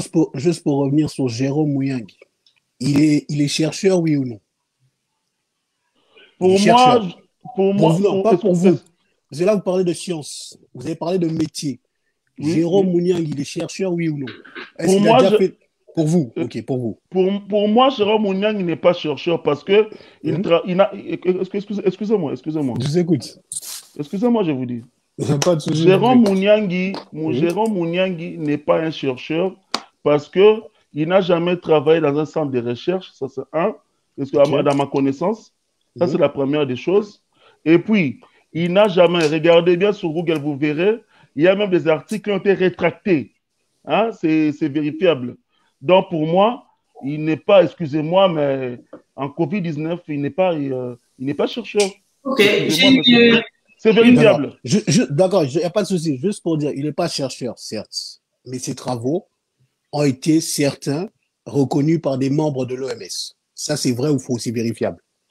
C'est juste pour dire qu'il y a tellement d'argent en jeu que c'est risqué. Mais bon, il est tombé dans les tracasseries congolaises au même titre que Monsieur Mouyembe, qui était bon à l'époque. Aujourd'hui, il est devenu un peu OMS, pour moi en tout cas. L'OMS n'a jamais agi pour l'Afrique, comme l'ONU. C'est toujours pareil. Bon, Monsieur moi, je vais peut-être. Oui, je vais réagir un peu là-dessus. Bon, on l'a dit de toutes les façons. Hein, on l'a dit de toutes les façons que si l'Afrique est dans un état de prolétarisation sur pas mal de domaines, c'est bien parce que nous n'avons pas fait avancer notre science. Et il y a certainement aussi des gens qui veulent pas que la science avance en Afrique parce que d'une manière générale, ce qu'on constate souvent, quand les gens qui viennent d'ailleurs viennent nous raconter des choses sur notre réalité que nous vivons au quotidien, ça semble prendre beaucoup plus d'ampleur et de respectabilité que le travail fait par les Africains sur leur environnement, sur leur écosystème. Donc, le monsieur Jérôme Mouniangui, hein, c'est ça? Bon, être chercheur, c'est quoi? Mais être chercheur, c'est s'engager dans un processus d'élucidation du réel. Est-ce qu'il a suivi dans ses recherches? Il a suivi des protocoles? Est-ce qu'il a expérimenté quelque chose? S'il les a expérimentés, s'il a posé des hypothèses, s'il a vérifié ces hypothèses, je pense qu'il a besoin, il a le droit, n'est-ce pas, de se faire attribuer, n'est-ce pas, ce statut de scientifique. C'est déjà un point positif, c'est déjà une avancée. Et on aimerait qu'il y ait davantage, même des bricoleurs dans la science. Parce qu'il y a une approche de la science aussi qui se décache des grands cadres théoriques centraux. La science peut être aussi simplement le vécu d'une expérience qu'une personne non scientifique peut faire, à suivre, n'est-ce pas, quelque chose où il aboutit à un résultat. Donc, je pense quand même qu'il faut encourager. Moi, je serais là à encourager tous les Africains qui osent, même si les résultats, partout où la science se pratique, les résultats ne sont toujours pas positifs, mais il faut commencer par le faire. Okay. Et de ce côté-là, j'aurais bien du respect pour M. Mouniangui et puis tous les autres. Maintenant, ceux qui se font, je vais terminer par là, M. Magoza. Maintenant, pour ceux qui se font corrompre, ça c'est dommage. Je suis vraiment c'est dommage pour les gens qui se font corrompre par l'argent et aussi se laissent un peu berner par l'OMS aussi. Quand on regarde un peu à la loupe, hein, l'OMS, on a de la critique à faire vis-à-vis de l'OMS. Vous voyez? Ok. Je vais poser la dernière question, Magoza, parce que malheureusement, l'émission passe sans fin, mais je pense qu'on fera une deuxième partie parce que nous sommes. Non, c'est juste une minute pour clarifier sur Mouniangui, hein, pour qu'on fasse pas d'amalgame. Parce que c'est pas son procès ce soir, ce n'est pas. Voilà. Son procès, mais pour qu'on fasse. On respecte son travail, on respecte. Exactement. Pour qu'on fasse pas d'amalgame. Ce jeune homme-là est tombé sur une guerre de personnes. Parce qu'aujourd'hui, il est encore en poste à Kinshasa. C'est pour ça que je dis qu'il faut connaître les réalités africaines. Quand la personne est un peu plus connue, elle a plus d'influence que le jeune qui propose.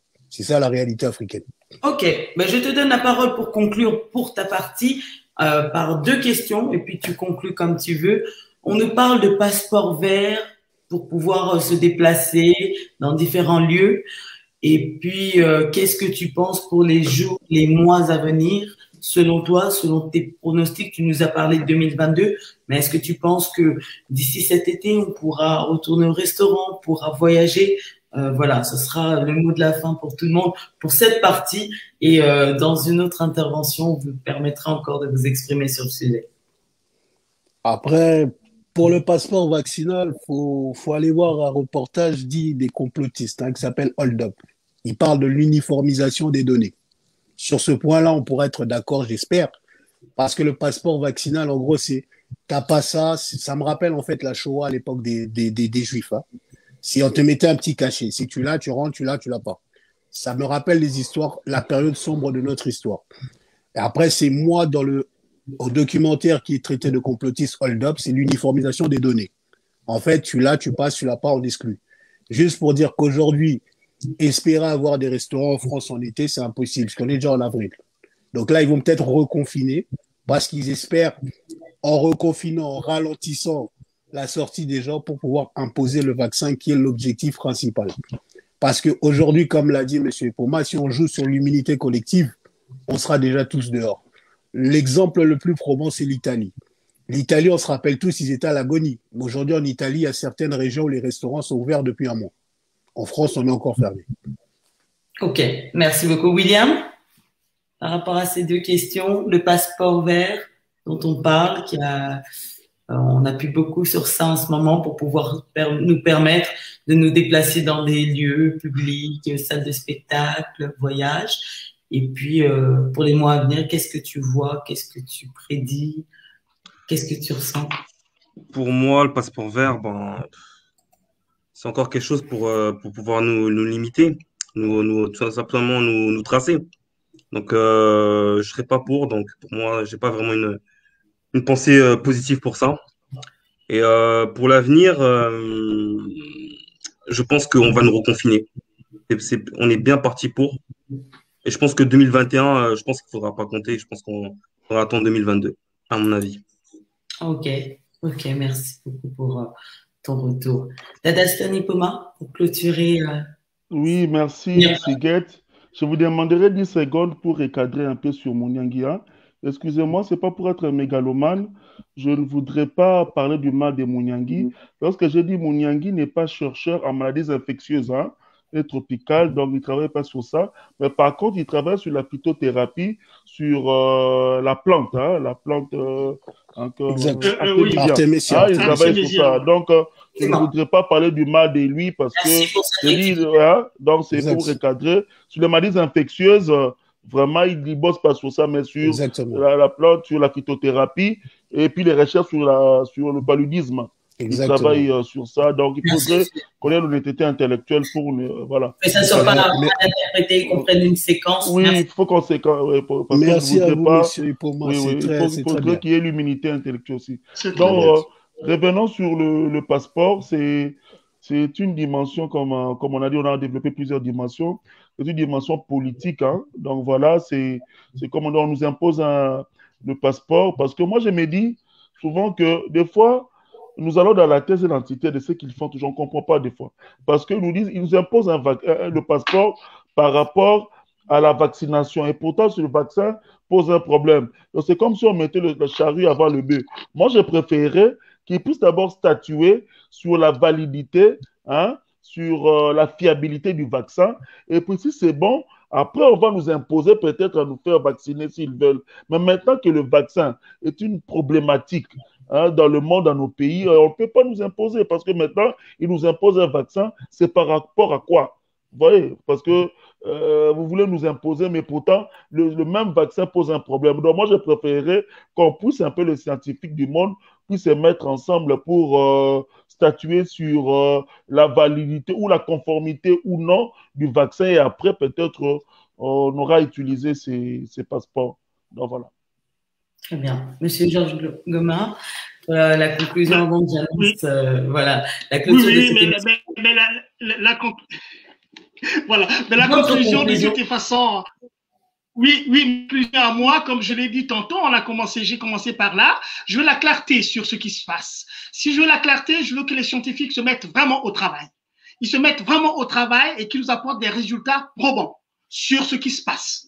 Maintenant, imposer, une fois qu'on n'a pas terminé ce travail de fond, moi, je trouve c'est réduire ma liberté. Et donc, je suis complètement contre l'imposition à tout le monde d'un passeport vaccinal. Ça, c'est clair et net. Ça, j'ai besoin de ma liberté. Je vis dans une société démocratique et la liberté, c'est quelque chose d'important, même si je reconnais évidemment la gravité de la santé publique que nous vivons aujourd'hui. Ça, c'est sur ce plan-là. Bon, maintenant, sur ce qui va advenir demain de nos libertés, réouverture des choses et ainsi de suite. Bon, mais je ne sais pas quoi dire à ce niveau-là, parce que de toutes les façons, tant que les chiffres, s'ils maintiennent, je dis bien s'ils maintiennent les chiffres à des niveaux très, très élevés, je ne vois pas le pouvoir que je peux avoir sur les hommes politiques qui vont nous imposer la conduite à suivre. C'est ça. Hein? Et ça rejoint la première question sur la clarité de tout ce qui se fait. Hein? Les chiffres, il faut qu'on nous les explique réellement. Quel pouvoir j'ai à vérifier ces chiffres, la véracité de ces chiffres aussi. Et j'ai le droit de m'interroger aussi, puisque les chiffres, on les balance presque tous les jours, on les garde très haut, parfois ça baisse pas, ainsi de suite. Vous voyez? Et je crois aussi en l'immunité collective, bien évidemment. Monsieur Guetz, juste pour revenir, pour que ça soit un peu, il y ait de l'honnêteté intellectuelle. Monsieur Ed Edel, j'ai dit en Italie, certaines régions, c'est vérifiable sur Internet. J'ai des gens qui étaient en Italie, ils étaient au restaurant. Comme l'a dit Monsieur Goma, faut faire des recherches. Les chiffres, Monsieur Goma, en France sont vérifiables sur Santé France. Sauf que les chiffres partent d'une année civile de 12 mois. Mais Edel, il nous dérange souvent dans des émissions, c'est comme ça, moi je le connais. Hein. Non, il est comme ça, il cherche. Il cherche comme ça. Après, ça peut c'est un classique. Pas de il fait tout dans un monde. Hein. Nous sommes dans un monde, nous sommes en démocratie, c'est comme ça. Miss Guette, on parle de chiffres là, je suis une référence comme ça. Hein. Nous avons parlé de la grippe espagnole de 1918, là, vous vous rappelez, dans 18 à 1920, il y a eu combien de victimes? Il y a eu 50 à 100 millions de morts. 50 à 100 millions de morts. Et que le Covid, on est dans le monde entier, on est à 2 300 ou 600, 2 600 morts. Hein. C'est simplement donner cet élément quand même par rapport aux chiffres qui existent. Hein. 50 à 100 millions de morts et à tout casser 3 millions de morts, il y a quand même une grande distance entre eux. En tout cas, je tiens à vous remercier pour cet échange très fructueuse d'intellectuels autour de moi. J'ai été vraiment, voilà, j'en ai appris aussi beaucoup. J'ai été agréablement surprise de toutes ces femmes, Véronique Ngali, Adenela, Adeline Bikundi. Il y a eu beaucoup de femmes qui ont beaucoup apprécié cet échange. Mélissa Graskis et j'en passe, Patty Dizigual. Vous êtes nombreux et nombreuses et j'ose croire que beaucoup vont encore revoir en replay cette émission. J'espère que ça vous a plu. N'hésitez pas d'apporter vos commentaires, de nous donner voilà, vos points de vue. Toutes les questions que vous n'avez pas pu poser ce soir, vous pouvez les poser en commentaire. Je sais que Monsieur Dadaston Ipoma est quelqu'un qui est très connecté. Il prendra le temps, même 24 heures après, au cours de la semaine, de vous répondre. William, Magoza, Monsieur Georges Goma, n'hésitez surtout pas à aller lire les commentaires, à remercier toutes ces personnes qui ont réagi, qui vous ont soutenu, qui vous ont remercié pour cette information. Merci vraiment à vous toutes et tous. Monsieur Eded El, vous contribuez aussi à cette émission. Hein. On vous remercie aussi. Voilà, merci vraiment à tous. Semaine prochaine, nous repartons sur des sujets de société parce qu'on me l'a demandé pendant mon absence. Apparemment, rien ne va plus pendant la Covid, la crise du Covid. Il y a des profits, des femmes matérialistes, des hommes gigolos. Donc, nous avons deux thématiques sur les bras. Les femmes matérialistes, les hommes gigolos. Moi, je vous laisse mettre en commentaire quelle est l'émission que vous souhaiteriez aborder la semaine prochaine. Et moi, j'irai chercher le panel qui sera au rendez-vous avec vous mardi prochain pour la thématique. Les matérialistes. Coutume. En commentaire, et puis la majorité l'emportera. Et William, quoi qu'il arrive, subira, que ce soit pour les matérialistes. C'est pas grave, j'ai mon gilet pare-balles. Merci beaucoup vraiment à vous, chers professionnels dans vos domaines. Voilà, on avancera sur des points d'avancement justement pour voir les perspectives, l'évolution de cette crise du Covid et nous n'avons pas pu avoir un médecin que je salue, nous n'avons pas pu avoir le personnel soignant qui a été vraiment très mobilisé, qui est reparti encore dans ses heures supplémentaires au travail. On fera une émission avec le personnel soignant pour encore les remercier, les féliciter et savoir qu'est-ce qui se passe. On dit qu'on réouvre des services Covid, donc qu'ils nous disent un peu comment ils fonctionnent. Et puis très prochainement aussi, on parlera de ces fameuses primes qui sont données. Ont-elles été vraiment données? Est-ce que, comme a dit William, c'est une pommade, c'est pas une pommade? On en parlera dans les semaines à venir. Miss Huguette? Oui. Dernière chose, j'étais enchanté de retrouver Monsieur Magoza. C'est la deuxième fois qu'on partage le panel, je pense. Moi de même, exactement. Et puis William aussi, on a déjà été avec William, oui, non? William. Ah oui, aussi avec William, bien sûr, bien sûr. William, je suis très enchanté de faire la connaissance de M. Hippo. Merci, moi aussi je suis enchanté. Merci beaucoup merci Maria. Goma et puis à M. Goma merci à vous tous, merci à Denela, merci Nadia, Ingonjo, merci vraiment. Si je peux me permettre, je tiens à remercier ma mère qui était là, Véronique Egali, qui a bien suivi. Encore merci beaucoup maman d'avoir suivi l'émission encore une fois. Et bien, merci à toutes et à tous. Et à la semaine prochaine. À la semaine prochaine, bye bye. Merci beaucoup.